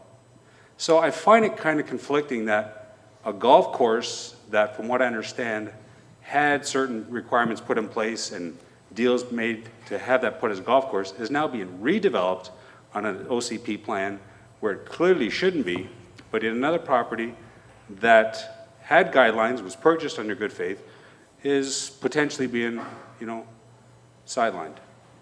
Like I said, just one guy with some observations, and I had to voice them. Thanks. Thank you. Corey McLaughlin and Gabriel Aiden Hall is on deck, and that's the end of my list. Thank you, Mayor. Thank you, Council. Thank you for the opportunity to speak this evening. My name is Corey McLaughlin. I live at 38598 High Creek Drive, and I'm representing the Squamish Waldorf School this evening. I'm the president of the board, and I'd maybe like to just take a minute, if you don't mind, and tell you a little bit about our school. You've heard from a number of our parents this evening. We currently serve over 138 students. We have over 100 families that we support in this community. And as our founder, Christine Martin, mentioned this evening, we've had many families move to Squamish to participate and be a part of our school. So when I speak tonight, know that there's a large community and a number of people and families behind us that support what I'm saying. I won't go into the details about all the details about why we support and believe that the Chima development is positive for this community and why it will deliver a significant community benefit. You've heard a number of those tonight, but I think I'd like to just address one issue in particular that we've found. As a not-for-profit independent school, we found it really challenging in this community to find land. We've heard a lot tonight about affordable housing and how challenging it is for families to find land. Imagine a school that's got to look for a minimum of 2 acres and ideally a little bit more. We deliver an education on a footprint that's much smaller than public schools, but we still need quite a bit of land. And in a community that has fixed hard boundaries that won't allow us to expand, it becomes really difficult for us. Luckily for us, we found a developer in the Chima family who likes what we do, is very supportive of not-for-profit independent schools and the Squamish Waldorf School in particular. They've agreed to partner with us, to work with us, and to help us find a solution to our challenge, which is we've got an increasing demand for our school and our space is too limited. So I think what I'd like to say tonight is I'd urge the council to look at the Chima development. I'd urge the council to consider their proposal and the significant benefit that it will add to this community. You've heard many people speak about that tonight, but I just wanted to add the perspective of our school. Thank you again, and to the staff who've done all this great work, thank you for your time. It's a fantastic document, and we're very supportive of it. Thank you. Thank you very much. Gabriel Aiden Hull. Gabrielle, I guess. Thank you, Mayor and Council. My name is Gabriel Alden Hull, and I live at 40157 Government Road. And I am also speaking on behalf of Squamish Waldorf School. I am the principal of Squamish Waldorf School. From the parents and community members who have spoken tonight, I echo much of the same sentiment. As to the official community plan itself, I have enjoyed participating in the development of this document, particularly looking at the larger goals for the healthy, resilient, connected community. These are some of the same goals that we work with at Squamish Waldorf School. And as an independent school, and Christine did mention that we give a lot of money out in tuition assistance. I do see that the cross-section of our families is really quite mirroring the broad economic cross-section of the Squamish population itself. And as a school, we really support so many of the values that are here in the plan. And we really wish to be able to just do that better with more space. Need to speak to space for the students to play, space to have gymnasium, that type of thing.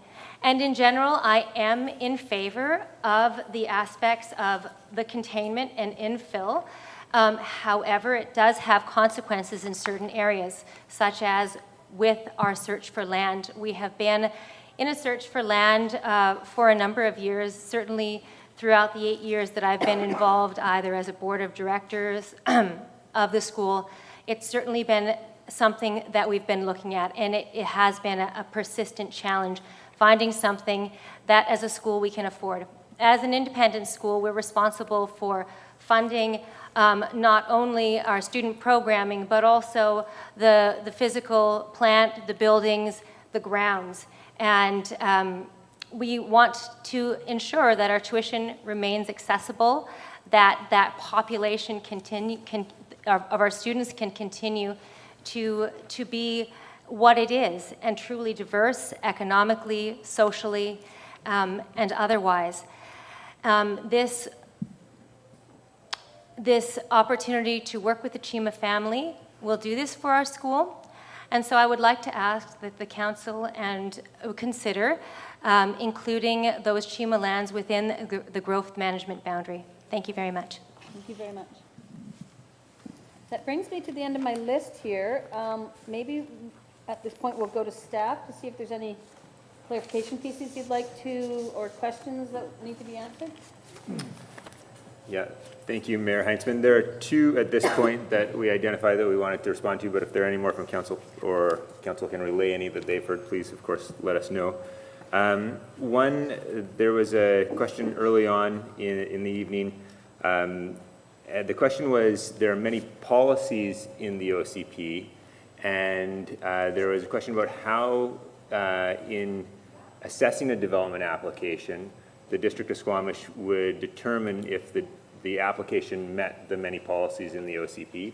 And I think it's one that has it doesn't have a clear black and white answer. In assessing a development application, staff would certainly look through and find the policies that were most relevant to that application and try to work with the applicant through the development process to bring the application in line with those policies. So many applications are, in the minds of staff, improved through that process and become closer in line with those policies. And ultimately, that application then goes to council with a report from staff identifying what policies it does meet and which it don't. And in the end, the application is assessed by council, and the decision is at the discretion of council. And council at that point is weighing the pros and cons of the application and makes a decision. Lots of times there are many trade-offs involved, in not every application can meet every policy, and so it's a matter of weighing those trade-offs, and that really is one of the main roles of council in the development application, is assessing those trade-offs and making a decision which is at their discretion. That is the answer to that one. The other clarification that we wanted to make was that there was a comment about the nature of the growth that could occur in the community, and there was a comment made that with a population threshold of 34,000 established, we're talking about a population which is roughly double the current population, not quite in fact, but it is a significant increase in the population. And the comment was made that that is essentially seen a doubling of density across the community. But I think one thing we really wanted to highlight is that a lot of the growth that is expected in Squamish is not evenly distributed across the community. The majority of the growth is located in our downtown area. The expected growth between the downtown area, where we have larger developments, infilling properties, the oceanfront lands and the waterfront lands. That 34,000 population represents what we expect to be about 5,900 units built in the community over the coming years, and 3,700 of those expected to be in the downtown area. So there's a real skewing of where that growth is intended or expected to occur into the downtown area. It's not necessarily spread through every neighborhood evenly. So we just wanted to highlight that so that people have a clarity on that issue. If there are any other questions or clarifications, we'd be happy to address them. The one other thing I thought would be important to mention was through the engagement process and through the development of the OCP, there was a desire to actually have even more First Nations content, meaningful content in the document. Through discussions with the nation, we determined that certain aspects would be contained within the OCP, and a whole other addendum or different policy agreement document would be developed to dig deeper into those themes that we wanted to originally put in the OCP, but in consultation with the nation, we've decided to work on it separately. I thought maybe you could just outline that a little more comprehensively than I just did. My pleasure. Thank you, Mayor Heinzman. I'll start by saying that within the plan, we spent a lot of time and effort working primarily staff to staff with members of Squamish Nation staff. Did a lot of learning, looked at the feedback that we had received also through an early visioning event that we held at Totem Hall with Squamish Valley members of the nation. And that was really helpful to us. So there was lots of effort made to engage both community members, Squamish Nation staff, and at the more political leadership level. In the plan, around reconciliation, there's a recognition that there's a lot more work to be done between our governments and community. But there's an intention set to develop a reconciliation framework, and that will happen outside of the OCP. Nonetheless, we do set a high expectation and intention around that work. Also, to one of the speakers who was made note of acknowledging the lands that the nation holds within the community, we do recognize in the plan the nation's existing reserve, fee simple, and future accommodation lands, both within the district but also outside, and also recognize that those lands are very vital to the nation's cultural, environmental, political, and economic interests to serve the needs of the Squamish Nation's community and future generations. So we have approached it and recognized that at the highest level in the plan. And so there will be a lot of work to jointly develop and refine protocols and processes for us to do joint planning work side by side. Thank you. I'll go to council now to see if there's any questions for clarification. Councillor Blackman. Yeah, and I just wanted to tackle the question of the densification, which you've already done a little bit, but my understanding of it was that, really it was in the brownfield areas that we're going to accommodate the bulk of the population growth while still allowing for carriage homes to be built in existing neighborhoods, recognizing that they do offer a part of the affordable rental spectrum, but they don't change the character of the neighborhood in a way that a land assembly and multifamily does. So, with the exception of maybe some abnormally large single-family lots that are sprinkled throughout the community, I don't think that was the intention, was to have neighbors pitting against neighbors or anything like that. And in fact, as was alluded to, that's probably the most difficult thing for a developer to do, is to try and assemble multiple homeowners. They're going to take the easier stuff first, which thankfully we still have a lot. So thanks for clarifying that. That was sort of my question. And I just wanted to jump in just as a point of information at this point, having chaired the Housing Task Force, and when we tackled the issue of affordability, there was sort of two things that we discovered. Number one is what we discovered is that there was a new gap in our housing continuum that didn't exist 10 years ago. And that gap was what we call the modest market, particularly in the rental segment, because in the old days, modest market meant you could, buy a trailer home or a very small single-family house and still be able to afford it. But those options, for various reasons, are no longer options. And so we were looking at ways that we would say at a very high level to prospective developers that if you're going to come and ask council for a rezoning, we have a very big priority on affordable housing, and we're going to expect the developer to deliver some non-market units. But the difference being that these non-market units don't require ongoing subsidy from municipal government. So we would still obviously be very much always looking for the more subsidized models, which the province and the federal government contributed to for very, very low income. But when you're talking about 80% of the median income, those are ones where you can achieve rents that are more affordable than what a private market developer could achieve, but are not requiring subsidy. So I wanted to make that sort of distinction, because I think it's a new level that we're introducing in this OCP that didn't exist before, because frankly it wasn't really needed. And then I'll just slip in one line. You're treading. I know I'm treading on thin water for thin ice, but around the affordability, I think actually some of the answers were alluded to from the realtors in the audience. And our problem with affordability is not necessarily supply. It's that we are now a destination for people who never would have considered moving here before. We are plugged into a global market, so that means that there is going to be a more expanded price range that is more disconnected from local incomes, and adding more supply, in my opinion, won't change that. Okay, so remind council that we're not at a reading right now. We're in the public hearing. We're here to listen to the public. Thank you. However, I'm going to restrict council's comments to questions for clarification purposes. Councillor Elliott. I have a couple of questions, staff. The first is several speakers talked about employee housing. And I thought that our policies did include employee housing, but I'm wondering if you could clarify that for me. Yes, Mayor Heinzman, through you.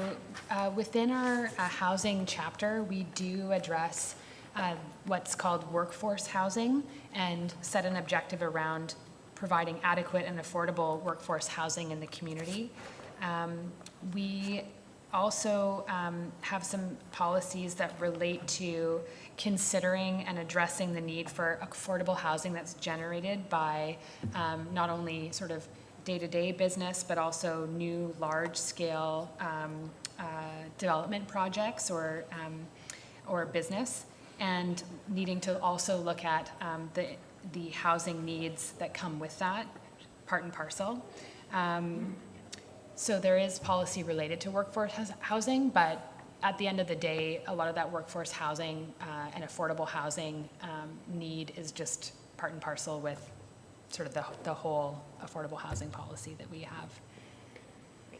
have. One of our early speakers also talked about not equating employment lands with industrial lands, given that automation and technological advancement may mean that you can put in a large industrial plant, but not very many people will work there. And I'm wondering if you could address that in terms of how we talk about employment lands versus industrial land.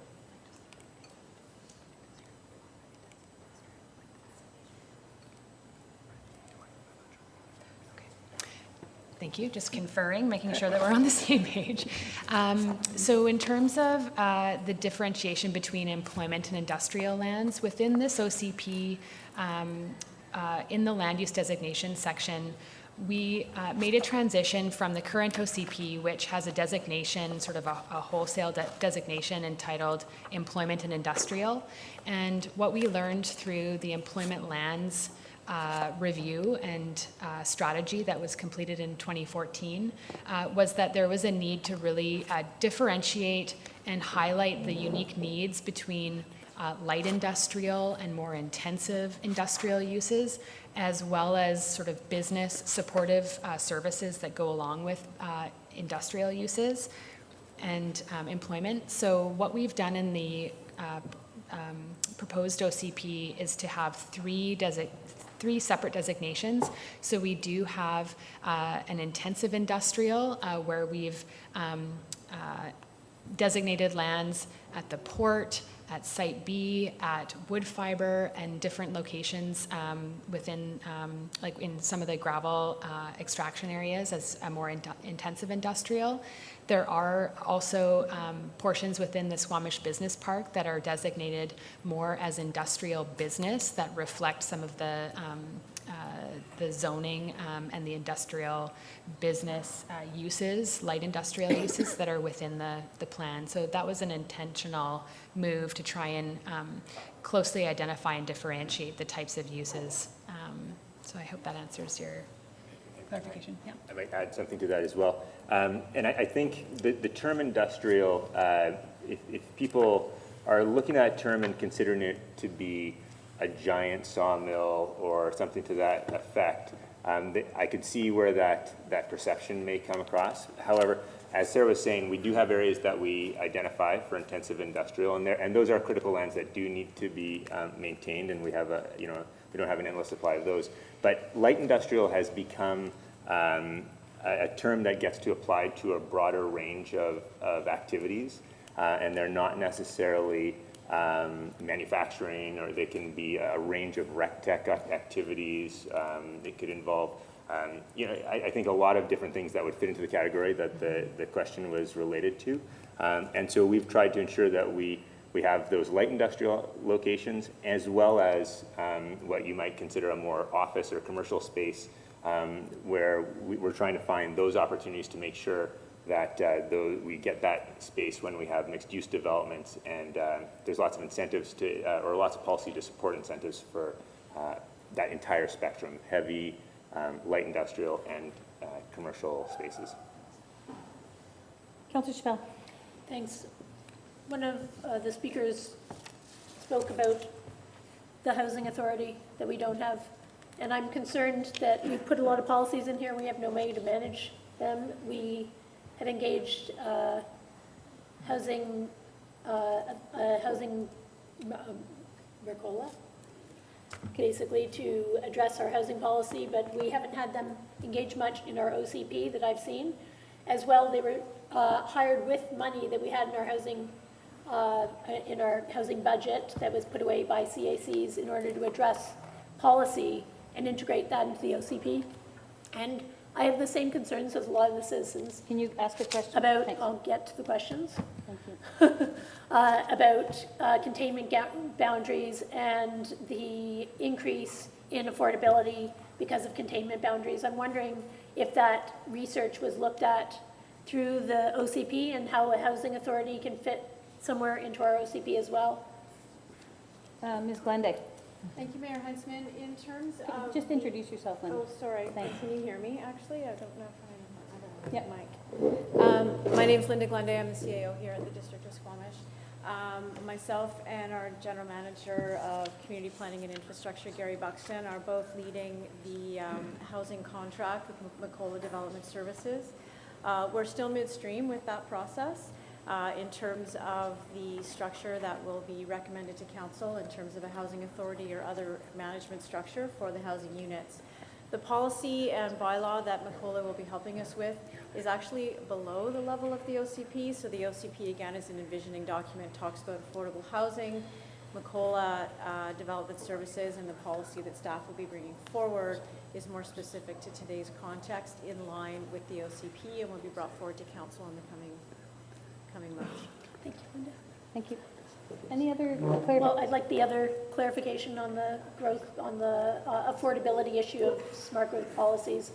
That is also a concern. And last night I asked about containment boundary that was based on geophysical properties as opposed to just having a containment boundary, because right now we're not looking at where we have infrastructure, we're just looking at building in sensitive habitat.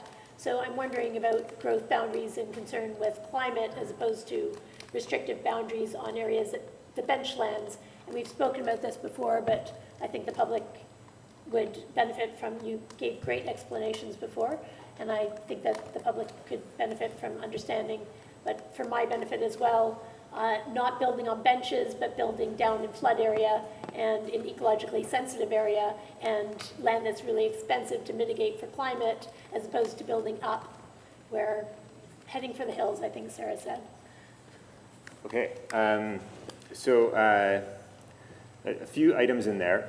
I guess starting with the hazard lands and development in the kind of the existing community. It certainly is a concern, I think, through the entire process. And so we've really relied on some of the work that's done previously. An integrated flood hazard management process was completed to try and look at our community, identify the areas that had the highest risk, limit the densification in those areas to limit the exposure of people to that level of risk, identify areas that had less risk, and develop strategies so the development in those areas of lower risk were appropriate to the risk level. So we've tried to look at the parts of our community that do have risk and see what's appropriate in those areas and set those policies and bring those into the OCP.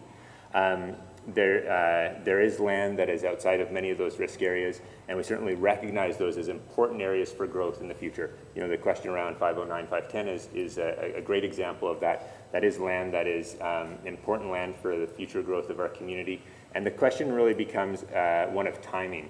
And I think this ties into your inquiry about the number of units and the growth in the community. And I think one of the things that in our work here on the growth management policies is that we do see there is a substantial capacity for land that has been zoned for development. And now there is that is at the discretion of the owners of that land to develop and release that land, but there is not a limit currently of land available for development. It's a fact of the land coming, or that land being developed and coming onto market.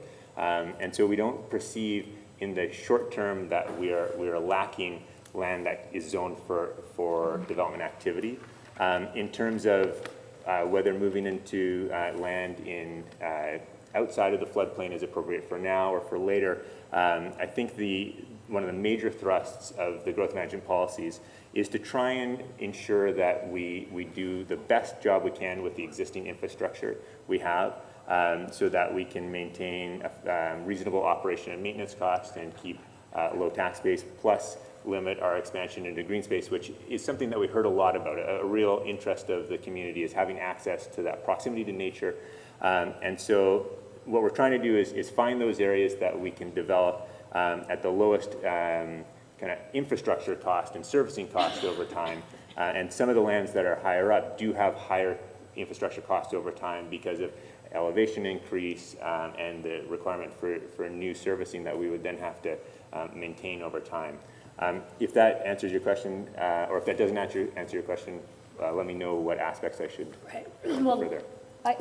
Last night I asked about economic modeling, so creating enough density to be able to afford infrastructure. Right, okay, yes. That aspect is something that is very valuable. We would love to have been able to do the analysis to find out what are the appropriate density targets for development on some of these future lands. But as part of this process, we didn't have the capacity or time to do that. And so what we've done is we've created a system where there's policy to develop neighborhood plans for these areas that we'd like to move into over time. And in those sub-area planning processes for those new neighborhoods, there's a list of items that need to be considered. And one of them is a fiscal impact analysis. That would help us assess what level of density will help us maintain a reasonable operating cost for infrastructure servicing over time. And then we can establish density targets to say, here's the density we want to support as we move into these areas. And we can determine, is it appropriate for a large single-family development? Is it appropriate for a mix with multifamily, and what that mix would be? Excellent. Thank you, Matt. Yeah, Thank you. I do have 3 people on my list again. Chris Pettingill, on deck is James Reddy.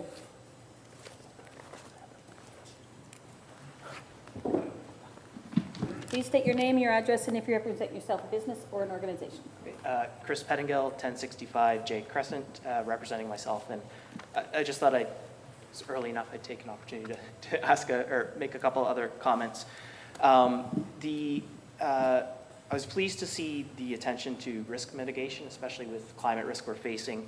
The one thing that jumped out at me is just like it's inherently more expensive to live here because of the risk, I think. And there's maybe not a policy around that, but it's something for us as a community, I think, to be very conscious of. And when we're sort of wondering why some of our expenses are so high, I think that plays into it. And I wonder if it's worth just mentioning that in the plan. Heavy industry, I saw a policy around monitoring what they're doing and not a whole lot of other stuff. And I'm wondering if there's a place to put in some lobbying the provincial and federal government in terms of advocating for our values as a community, as opposed to being more at the whim of the political and provincial, federal and provincial governments. I noticed a number of specific groups by name and local community groups were called out in the OCP, and it's maybe just more of a question. We hope these groups will stay around and stay active, but I think with the Squamish Estuary Management Committee, I believe, that sort of fallen apart. There's different things happening, and it seemed to be an obstacle at some point, naming some of these groups specifically in our legislation. And it's just a question if it makes sense to be more general when we speak to some of these specific groups, so that if a group changes or shifts or its role shifts, that it doesn't hamstring us as a community in terms of our bylaws. A couple other things, maybe for some clarification. My understanding is that with the current proposed OCP and the before we hit 34,000 or even 22.5, there's still within the existing OCP a potential for an access from the Highlands, an additional access from the Highlands, that it doesn't require any new particular development outside of the current OCP.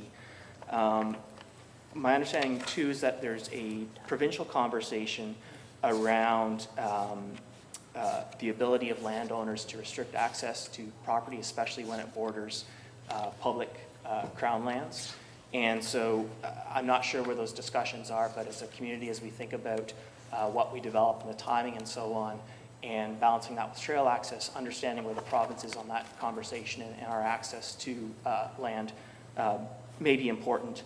And maybe a comment too. My understanding is that sort of from a legal perspective, that OCPs, bylaws, even zoning can change, and there's no real expectation from an investor or speculator that a particular circumstance at a particular time will change. And so OCPs change.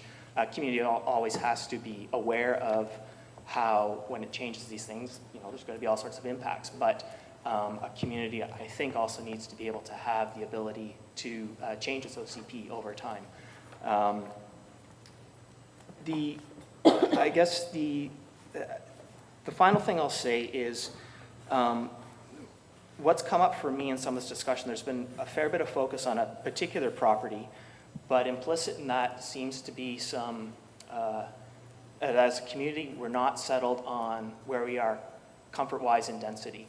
And it is the one thing that really jumped out at me tonight is as a community, do we need to have a bit more conversation about how we feel about density? And then maybe we can come back to specific projects afterwards. But from my perspective, an OCP is where as a community, we start with the high-level values around density, around how much we care about the environment, so on. When we get those things settled, then we can start digging into specific projects and evaluating those. And I just wonder if, based on the conversations tonight, if we don't have the density thing settled yet, and that's why the question about a particular development is coming up and is seemingly a bit contentious. Thank you. Thank you very much. James Reddy, and on deck is Phil Benham.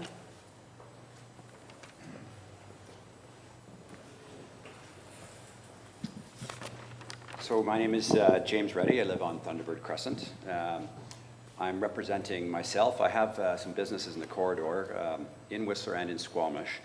We lived in Whistler for about 13 years. We've been here for about 14. So this OCP thing is not foreign to us, and it's really good to see us having these conversations and to see the community involved.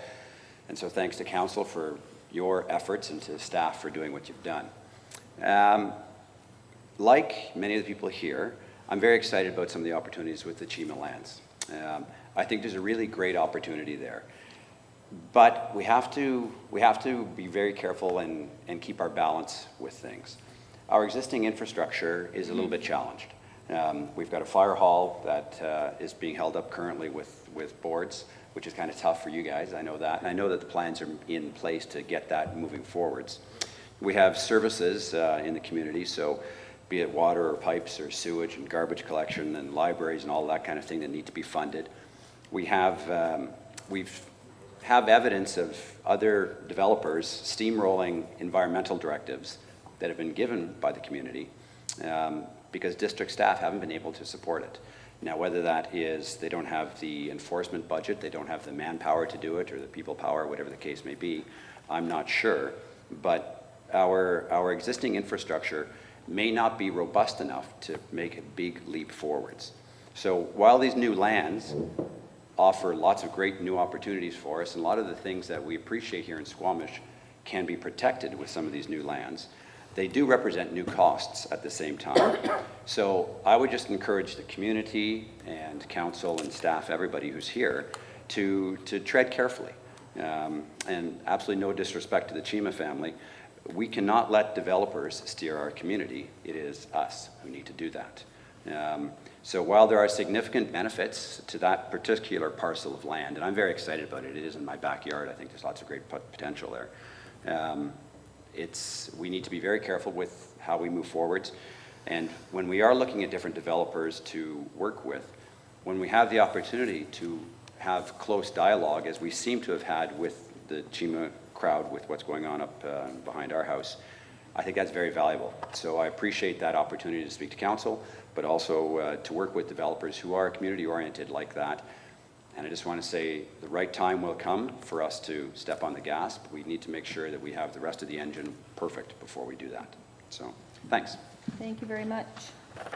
Phil Bonham, and that's the end of my list, so if you do want to speak at the public hearing, just put your hand up and come to the podium. Your Worship and members of council, my name is Phil Bonham, and I head up a consulting firm called Urbanics Consultants. We're land economists. I'm here on behalf of Mr. Chia, and I wish to, on his behalf, thank the mayor and council, and of course the staff, and notably Matt Gunn and of course Sarah McJanet for your hard work, and we appreciate that this OCP is the result of a lot of involvement by a lot of important people, including the community at large, the Chamber of Commerce, and other important interest groups, not the least being education. I've distributed a letter, but I think for the record I should share the contents of that letter with you. And I should note that we have had the pleasure of doing a lot of work, consulting work in the Squamish area since the 1970s. And in fact, we were the prime consultants on your, I believe, last regional growth management study. We did all the land economics for Quest University, so we're quite familiar with your community and the growth pressures that you have experienced, especially over the last 10, 20 years. We are very conscious of the community's serious housing problems, including notably the issues of affordability, and I'll be speaking to that.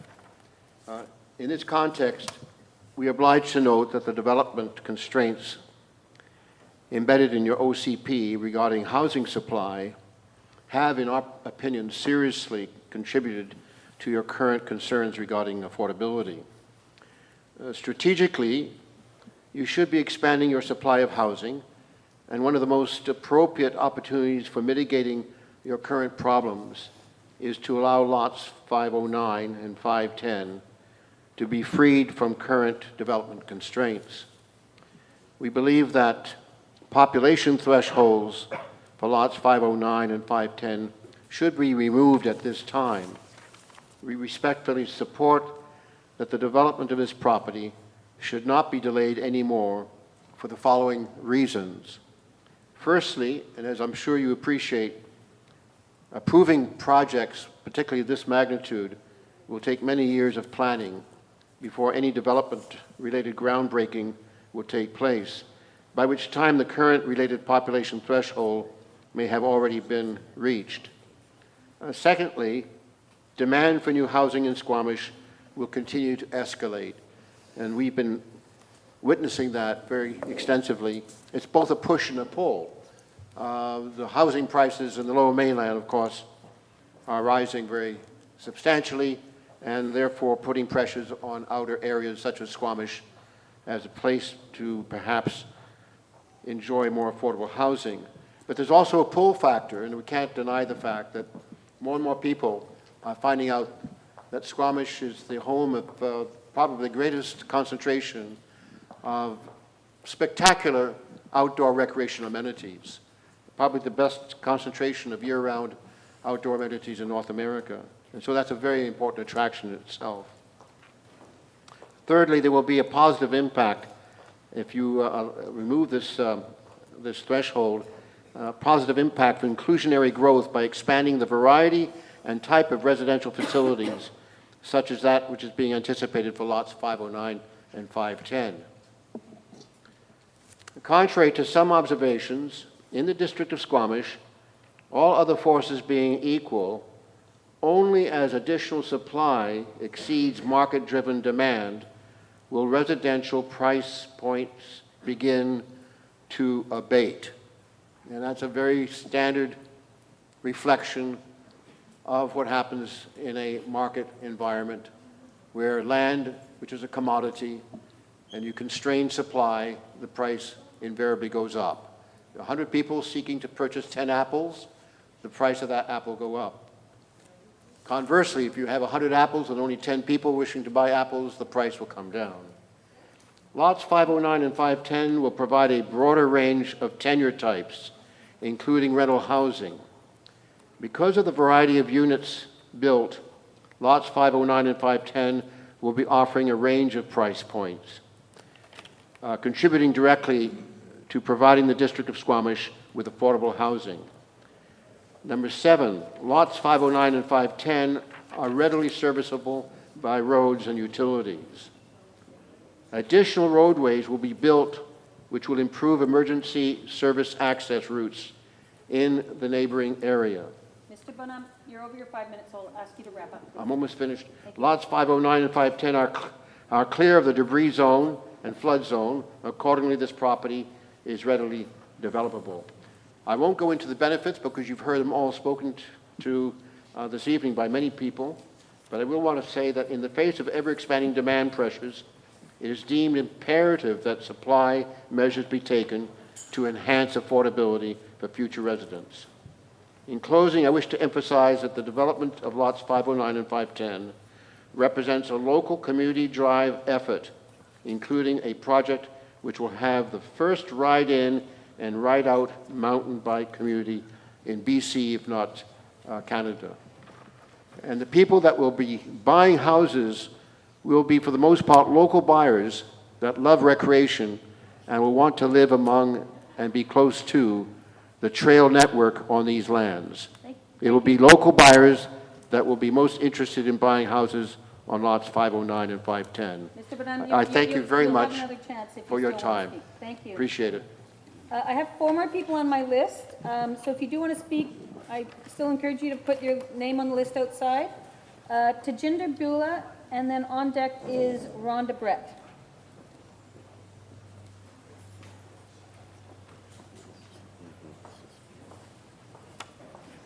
Is Tajinder here?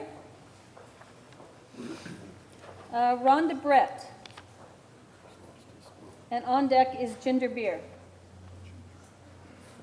Is Rhonda here? Oh, great, come on up. State your name and address, and if you represent yourself, a business, or an organization. I'm Rhonda Brett, and I'm a mountain biker.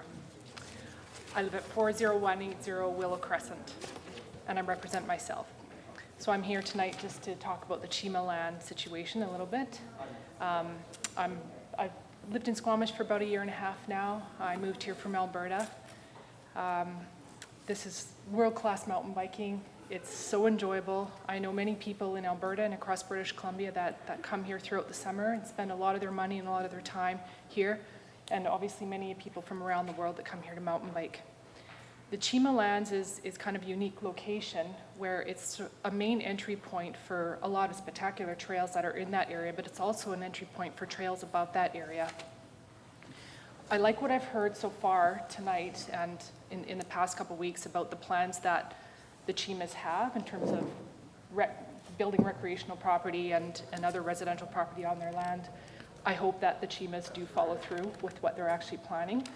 There's a lot of people in the community, if this goes through, they're depending on that. So I want to say thank you also to the Chimas for allowing mountain bikers all these years to be able to use that land. I know that there's a liability around that and there is a risk, and many people are thankful. I also want to say thank you to the District of Squamish for all the hard work that you've put into the official community plan. This isn't easy, and I think you should be proud of yourselves for the amount of effort and time that it takes to do this. I volunteer in Squamish with Girls Bike Squamish. We're a girls mountain biking group that encourages women to get into mountain biking and supports women in mountain biking. It's very inspiring, and I'd like to see that continue. The top of Perth Drive just happens to be one of the places that we start a lot of our rides, and you know, it's a nice place to just, if you come home from work in the summer on a beautiful evening, you want to do a quick ride, right, and maybe 1.5 hours, there's a lot of great trails in there that you can get to in a quick time frame. Obviously, I'd like to see that continue, and I probably, know a lot of girls in that group that would stand here and say the same thing. The other thing I want to say is that a lot of people have volunteered their time over the years to build trails in that area. I understand that there's some professional trail building that's gone on in that area, but there's a lot of people that have put blood, sweat, and tears into making those trails as spectacular as they are. I think the last trail building day was last week or 2 weeks ago. 80 volunteers showed up to just help build trails. So it gives you an idea of how many people mountain bike in Squamish and how much volunteer work goes into it. So it's very special for everybody. There's a lot of emotion involved as well. So I'm asking that the District of Squamish and the Chimas try and work together a little bit more if you can, especially with regard to the cap situation. Talk nice, play nice, and I'm asking along with probably thousands of other mountain bikers that come here internationally in Squamish that we try and find a way to work this out. We don't want to lose access to that land. It wasn't nice to see the gates go up a month ago, I think it was, that blocked the trail at the top of Perth. Understand why. Won't argue that. But there's a golden opportunity here. So amongst, on behalf of all the mountain bikers in Squamish, which is a massive community, a big taxpayer base, that we revisit this situation again and see if there's some way we can come to a better resolution and a better conclusion. Thank you. Thank you very much. Ginger Beer, and then on deck is Thomasina Pigeon. Ginger, are you here? Thomasina?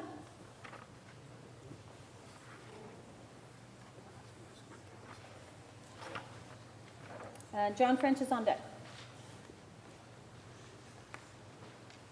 Hi, I'm Thomasina Pigeon. I'm at 38159 Hemlock Avenue. I had a bunch of things that I wanted to say, but I thought I should just keep it to one topic. And that's that the words that council and everyone that's planning this town, that they seem to use is density, local, and sustainability. Yet, I don't understand, like I'm not, this isn't my job, so I don't understand, but a majority of the new developments that I'm seeing, they're not density, they're classified as medium density, which is basically still single-family houses that just happen to be attached, otherwise known as urban sprawl.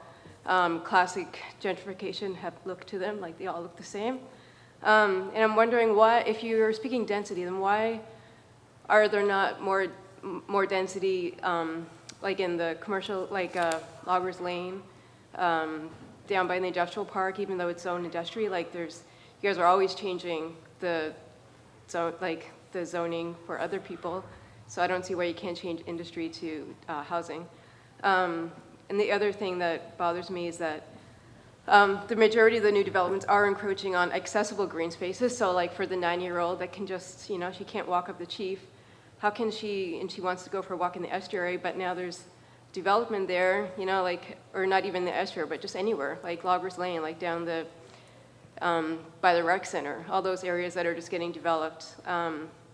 So yeah, I'm concerned about the urban sprawl that's happening here. I don't see that it's true density. A lot of the houses, they're low quality, like everyone complains about how they can hear their neighbors. They're far from passive. They take a lot of energy to be built. They have lawn space, which everyone knows that lawn is a huge waste of water. There's no local plants being put there instead of the lawn. They're still using fresh water in the toilets. As for the high density that is proposed, its majority is for downtown. One of it's in front of a climbing gym that I use that, which is definitely going to block the view of the Chief for us, which I've spoken about before, but that was brushed off with the, anyway. Yeah, and so anyway, for the high density buildings that are going to be built downtown, like downtown is subject to liquefaction if there ever is an earthquake. And I know that the people say that, that you can design a building so that it's safer for liquefaction, but the thing that bothers me about that is more, well, why not just put it somewhere else so that the view isn't blocked? If I'm gonna sit at the ledge and take a coffee, I'm not gonna be able to see the top of the Chief once that Soroco development goes up, which, really bothers me. I don't see why it should be limited just to the people that are renting in those buildings. The Squamish Chief is a sacred thing that shouldn't be blocked, and I don't see putting it downtown, putting all those high-density buildings downtown versus the liquefaction, but also the block of the view. Why even bother? Just put them elsewhere. There's a lot of sprawl happening in this town. I don't see why these buildings aren't high-rise buildings. Yeah, so for sustainability, when I think sustainability, I think of a passive house, I think of composting toilets, I use gray water, I think of native plants instead of lawns, high quality, so the walls are so thick you can't even use a heater, like you can't hear your neighbors, and you maybe just need to use one space heater, which my friend Kaz just built a house in Hospital Hill, and that's all they need, is one little space heater for a 3-floor house, and none of these houses that are growing up are near that quality, and so I don't know where you guys, sustainable, I don't understand. Food security, we need more farms, we need more local garden land, we need more solar panels, like they should just come with the buildings, it shouldn't be an extra add-on like the development up in the Highlands. I read the fine print and they said if you want a solar panel, you have to pay extra. Who's gonna pay extra when they're already paying an exorbitant amount of money for a house? There's no rainwater collection. They're not super accessible by the bus system here. Yeah, and then, there's a few other things I wanted to kind of rant about. It's just like the new signs on the road, like those signs that were there before were perfectly fine. Why are we wasting our taxpayers' money on these signs? How much money are we spending on advertising this town to Vancouver and abroad? Like, I know that you went to China recently to look for foreign investors. That's taxpayers' money, and I don't understand why our taxpayers' money is being sent to China or being advertised. There's so much branding. I see so much branding of Squamish right now, and I think that's just, you're basically selling our soul and you're selling what we're here for, which is to be outside and to enjoy nature. But if we pave it, you're basically paving paradise. And yeah, and so I was in the coffee shop the other day and I heard two of the developers here that just moved here. One was from Calgary and one was from Texas. I'm sure you guys know who they are. I actually don't really know who they are. I just heard them talking. But, the type of people that you're doing business with, what they said, and I heard them very clearly. They said how important it was for them to have Squamish Nation on their side because they have very valuable land in the Squamish Valley. I told Charlene Williams, who's Squamish Nation, and she said, shame, And you guys are doing business with them. The guy from Texas is the guy who's doing the oceanfront development. Another shameful project. That should not be there. The Nexon should be green and it should be not commercialized, but... Thomasina, Yeah. you've gone well over your 5 minutes. Okay. If you could wrap up, I'm happy to bring it back after we finish the speaking. Yeah, no, I just wanted to say that's my point. I just don't understand all the greed, and just you're basically paving paradise is what's happening here. Super sad. Thank you. John French and Travis Williams is on deck. John French, 40165 Kintyre Drive, and I'm here speaking on my own behalf. So first of all, I'd like to thank Council and the District of Squamish staff for basically putting on a world-class consultation process in this OCP planning activity. There's been a lot of opportunity for the people of Squamish to share their thoughts, and just as a process, I would like to acknowledge the work that went into it and continues to go into it, because obviously we're not quite at the end just yet. So I arrived here in 1969, and I've been here a long time, and I plan to stay a lot longer, and I aspire to be like Chief Dale Harry and one day have a road named after me too. When a population cap was put onto District Lot 509 and 510, I was left feeling like it was unfair and arbitrary, and I still feel that way today as we're contemplating an increase in that population cap for that property and further keep it out of potential development. We've heard a lot already about the benefits of removing that cap and allowing that property to be developed. I agree with all of those benefits that have already been expressed. And I want to share my story of growing up in Squamish, and maybe you can see how that story is reflected in what's currently being contemplated around the Chima properties. My parents were given the good fortune of being able to buy a piece of property on Braemar Drive North in the early 70s. Now, at that time, Friedel Crescent existed, and nothing really existed above that because the boulevard was only just being planned at that time. So I grew up on this amazing street with a lot of other young families, kids that were my age. We played street hockey in the tennis court that was behind my house, and when people were playing tennis, we'd play on the street out front because there was never so much traffic that you couldn't have a good game of hockey out in front. So as I think about how the Garibaldi Highlands developed in the early days, I think of what's happening now with District Lot 509 and 510. And Pat Good was a forward-thinking guy who created an amazing development in the Garibaldi Highlands. And we have an opportunity for young families that are wanting to come here or move from a high-density area of Squamish to a lower-density area in what could be District Lot 509 and 510. And I think this is the time to allow that property to start being planned so that that living opportunity exists for families in the future, much like the opportunity that I had growing up on Braemar Drive North. So, thank you very much. Thank you very much. Travis Williams. Please state your name and your address, and if you represent yourself, a business, or an organization. Travis Williams, 1549 Depot Road, and I represent myself. I'm going to touch on two things. Obviously, we're going forward with a lot of development and construction, probably over the next 25 years here. On Depot Road this year, they replaced the force main or water main, and it was pretty troublesome. It didn't go very well at first. First of all, I've been an excavator operator for Coast Mountain Excavations in Whistler. I currently work for Corona in Whistler, and I spend about 50% of my time in Whistler and 50% down here. I've been asking to work down here because I love working for this town. The company that came in to do this, Gravity Digging, whatever, they employ a lot of union workers, a lot of people from the city, and what I saw was zero respect for the community. At Corona, we, in some cases, You have to speak to the bylaw, which is the Oh, yeah. ACP, so make sure you tie it into that. Yeah, I will. Anyways, what I was just going to say is that I just hope that the building practices are withheld.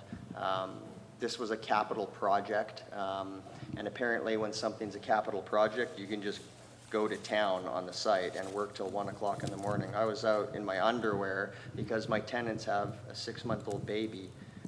Anyways, I was just going to touch on that. Because I know we got a lot of construction done, and what I'm going to touch on is just the densification again. And I know we've gone over it, and I went over about some of the recreation yesterday.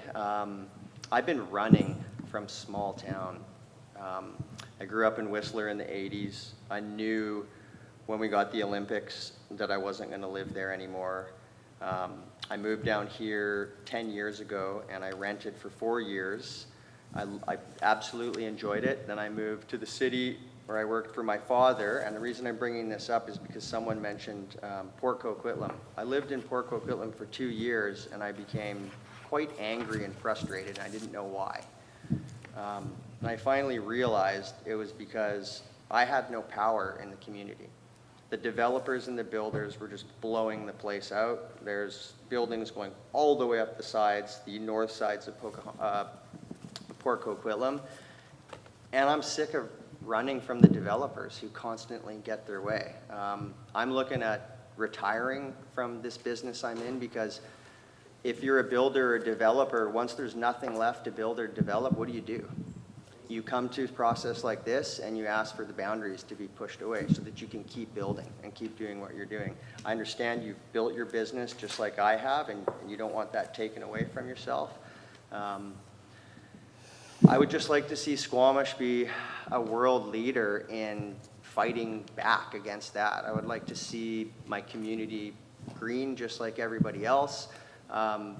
My taxes have gone up, my utilities have gone up, the price of food has gone up, gas has gone up, but this year we gave a $50 a month discount to our renters because they're so tired and they're frustrated. And speaking on the densification issue with pitting neighbor against neighbor and prices going up and getting in arguments, I love that you brought this up.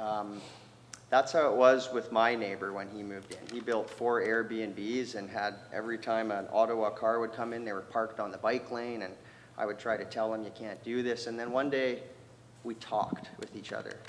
And through compassion, we realized we could live next to each other. We can actually do this with densification.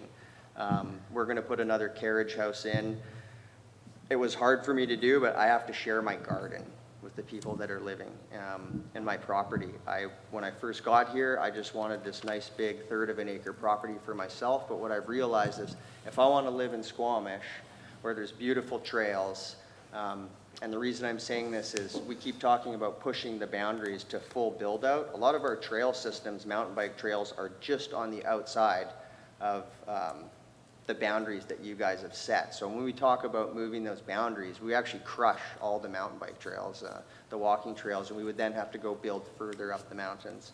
So I'm just here to ask if you can, stay true with your word and keep these boundaries, and just know that densification works if you show a little bit of compassion with the people you're living in. Just talk with each other. We're going to be jammed together. There's so many people in this world, and everybody wants to come to Squamish, which is the most southern fjord in the world.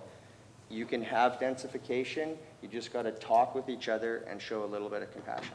And that's all I have to say. Thank you very much. That's the end of my list. I'll just quickly, Terry, is there anyone else? No more. Thank you. Would anyone in the audience like to speak who hasn't spoken yet?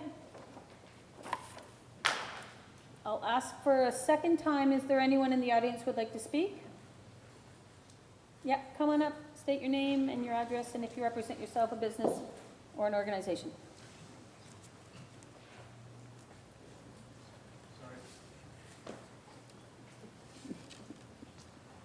Matt Fraser, 1034 J Crescent, up here earlier. Sorry, just one question, probably more for Matt and Sarah.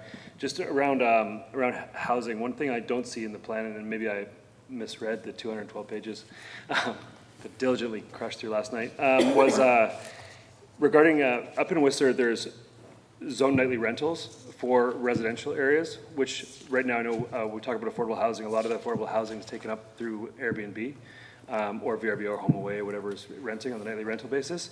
In Whistler, I know they're having the same issue, but there is a nightly zoned rental area, which allows for transportation corridors and other areas to increase transportation nodes, paid for in taxes, things like that.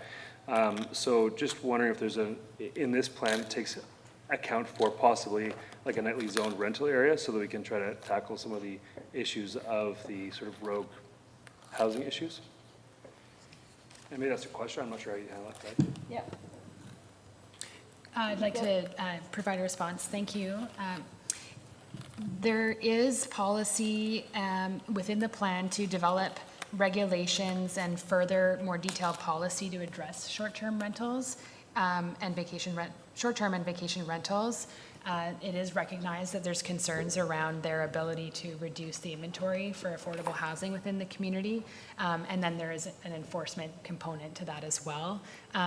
We haven't addressed at this level in the community plan the issue of permitting some short-term rentals, but that's to be worked out through further policy development around this. And also, I'm not sure if our Director of Planning would like to speak to some of the discussion that's happened at Council in the past little while and next steps for that review. Sure. My name is Jonas Volnishkis, the Director of Community Planning, and yes, we are well aware that this is a growing issue in Squamish, as it is in other communities in the corridor. And we've had a few conversations now with Council around the need to establish regulation, and we will be bringing this issue back to Council, so it is something we are already working on. But with everything, there are a lot of policy gaps that we have that we need to address, and when we're in this high growth period, all of those holes come out. So we're working on it, but it's going to take some years to fill all of those gaps. And that's tied to the Affordable Housing Initiative? Yes. Okay, thank you. Is there anyone else who would like to speak at this public hearing? Yep, come on up, state your name and your address, and if you represent yourself, a business, or an organization. My name is Michelle Smith, and I live on Lombardy Crescent, and I'm speaking on behalf of myself. And I'd like to thank the council and the staff who took the time to do this OCP. I haven't, to be honest, read the whole thing, but the parts that interest me the most was the involvement with the Food Council policy. We're talking about densifying, and we have a problem right now with affordable housing, and along with that comes along food security. I want to see, or I hope to see, more lands available for community gardens. There's a chance we may be losing the one we have downtown. That's something that needs to be worked out. You're talking about 37,000 people living downtown. My question is, that high densification happening downtown. Has anybody looked at the train tracks that happen to go through downtown, and like at 7:30 in the morning, you can't get out of downtown? Like, is there conversations going on with CP Rail about how to manage that? That's just basically my questions. I mean, the OCP is great. A lot of thought's gone into it. I appreciate that you're talking to the public about it, because there's a lot of other questions that the public have. So, but those are just mine. Thank you. Did you want to speak to the food policy in the OCP? Sure, Mayor Heinzman, through you. I think we've gone from one or two policies within the current OCP to many pages of food policy. So we've been working hard with the Squamish Food Policy Council. A lot of this chapter content came from integrating the Squamish Food Charter, and some of the key objectives are around increasing agricultural production within the community, addressing all parts of the food system, including the processing, the distribution, and also there's a focus around increasing neighborhood food assets within the community, so not only in sort of large or central areas, but within every neighborhood in close proximity to where people are. And so, yeah, so I think those policies will set us up well. We've already started to action some of the policies, including the wheels are in motion for an ag plan with Area D within the SLRD, so Squamish Valley. So that involves working across with the regional district, with the Food Policy Council, with the province, Ministry of Agriculture, as well as the ALC. So that work is underway. And the second piece is transportation around the rail line. And I just wanted to identify, so the OCP did, as an input, bring in the multimodal transportation plan, but also the review that was done around the future truck network as well, and recommendations around providing an additional linkage into the downtown. So through, like within the overall transportation network, the OCP does identify another crossing of the Mamquam Blind Channel and that Laurelwood connector to provide an alternate, and that is part and parcel with the waterfront landing project as well. So that is looked at. And lastly, we do have within the plan a focus around development approval information areas and guidelines for development in proximity to rail. And so there are a number of guidelines and requirements for development that is being proposed adjacent to rail. Is there anyone else who would like to speak at this public hearing? Yeah, come on up and state your name and your address, and if you represent yourself, a business, or an organization. Okay, this is my second day here. I wasn't expecting to do this, but I'm just going to go for it. My name's Jeevan Gill. I live at 2947 Strangway in the Garibaldi Highlands. I was inspired by John French's story. I don't know if he's still here, but he has a few years on me. But I, too, have been a resident since 1979. My dad brought our family up here. He was working for Weldwood, Interfor. I've seen this community go through a lot of change. 25 years ago, if you said will you be here? Will you be living here? I would have said, no way. I was dying to get out of this place. I really was, like, I'm being honest. Through the years, Squamish really recovered from a lot of geopolitical change when all these industries were shutting down. We were out of work. It was a dire situation. They didn't know what they were going to do. And Squamish recovered, and they did because of people like you who are working really, really hard and making sure that our community recovered and we're thriving. And the bottom line, with the Chima lands, an experience that happened last month. I was in Disneyland. Started talking to the people in line in front of us, and typical back in the day when someone would say, where are you from? I'd say, oh, about an hour away from Vancouver.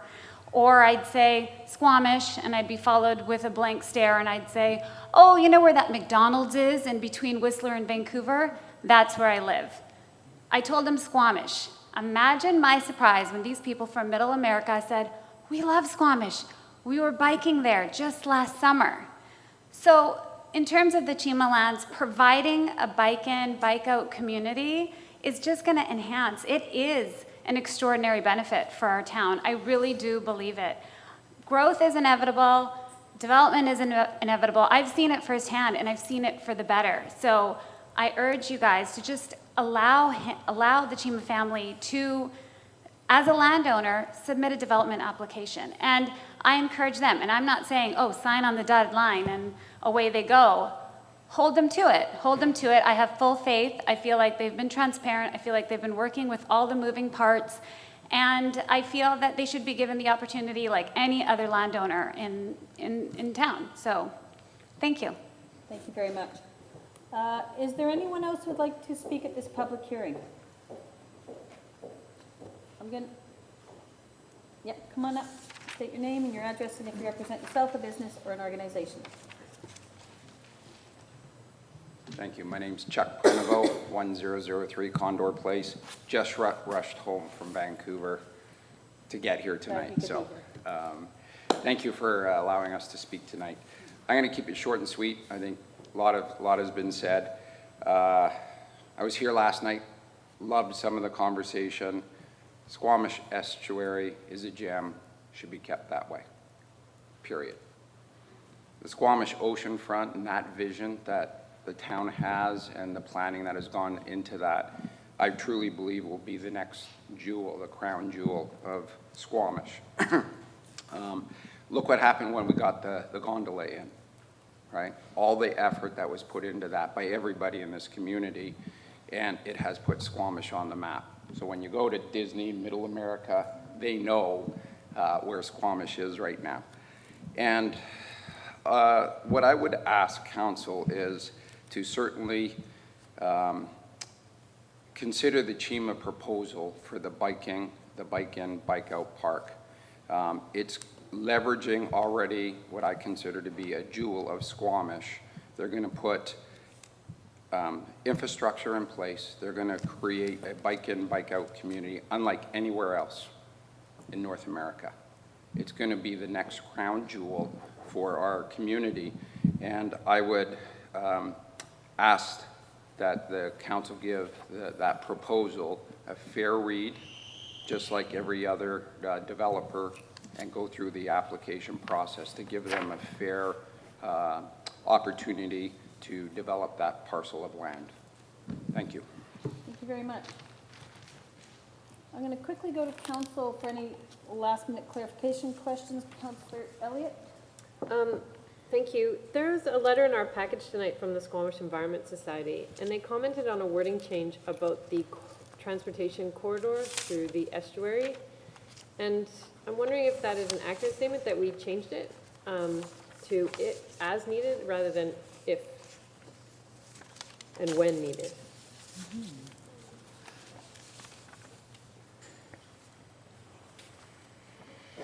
Thank you, Mayor Heinzman, through you. So I think as we've mentioned in the package material, a key input to the OCP update was taking a very close look and working with the Estuary Management Committee to look at all of the policy and the land use directives that are within the 1999 Squamish Estuary Management Plan. Within the SEMP Estuary Management Plan, it identifies a 60-meter transportation corridor that's designated to meet future road and rail access if and when needed. That's how it's framed in the SEMP plan. So we use that policy guidance. We basically recognize the transportation plan within the land as a land use designation, and also identified it within the estuary policy in the natural environment section. We use the word, and actually maybe it will just be best if I read the policy so that you can see how it is framed. Just bear with me for 1 second.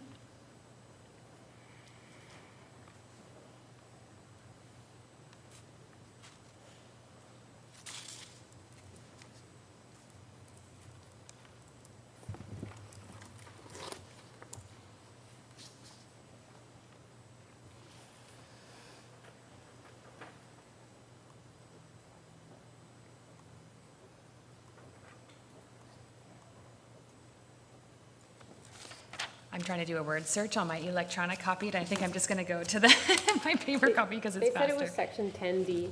10D, thank you so much. 10.9D. Thank you. So in the plan, it actually states, recognize the estuary, this is in the OCP, recognize the estuary transportation corridor as a regionally and provincially significant access route linking Squamish terminals to the Highway 99 and as being designated for future road and rail infrastructure as needed. So we used as needed and not it, and we didn't actually replicate the exact wording within the SEMP plan. And so granted, we didn't twin the language. This has not been, it wasn't raised at the time in discussion with the Estuary Management Committee, so this is a new input to the process.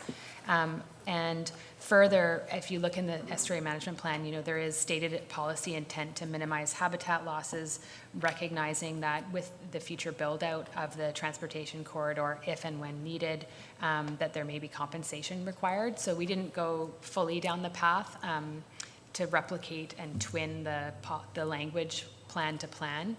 That's certainly something that we could consider within that. So if that's a substantive divergence from the estuary management plan, we could take a look at that for sure. Thank you. Council, any questions for clarification purposes? I'll go out to the public again. Is there anyone who would like to speak at this public hearing? I'm going to ask 3 times. Is there anyone who would like to speak at this public hearing? And I'll ask a final time. Is there anyone who would like to speak at this public hearing? There being no further submissions, I'm going to declare this public hearing closed. Once the public hearing is closed, council members can't receive any new information, and council will consider third reading at a future date. I'm not sure when it comes back to the agenda, but we'll make sure the community knows what date that is. I do want to say thank you very much for coming out. I thought the community was very constructive in their comments, really thoughtful, which is fantastic. I would like to acknowledge, and I will allow applause this time around for Sarah and Matt, because let's do that.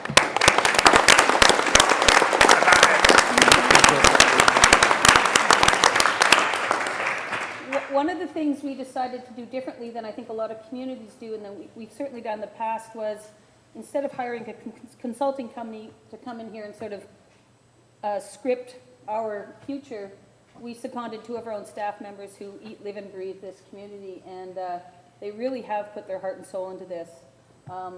And I think it was emblematic in how much the community contributed to this plan. A plan is not perfect. A plan is a bunch of priorities and competing interests, but I think generally, in terms of the engagement, I'm really, really proud of this community for stepping up and really being thoughtful about this process. So thank you very much. And I will look for a motion to terminate the meeting. Moved by Councillor Elliott, seconded by Councillor Pryor. All those in favor? Opposed? Motion carries. Thank you, everybody.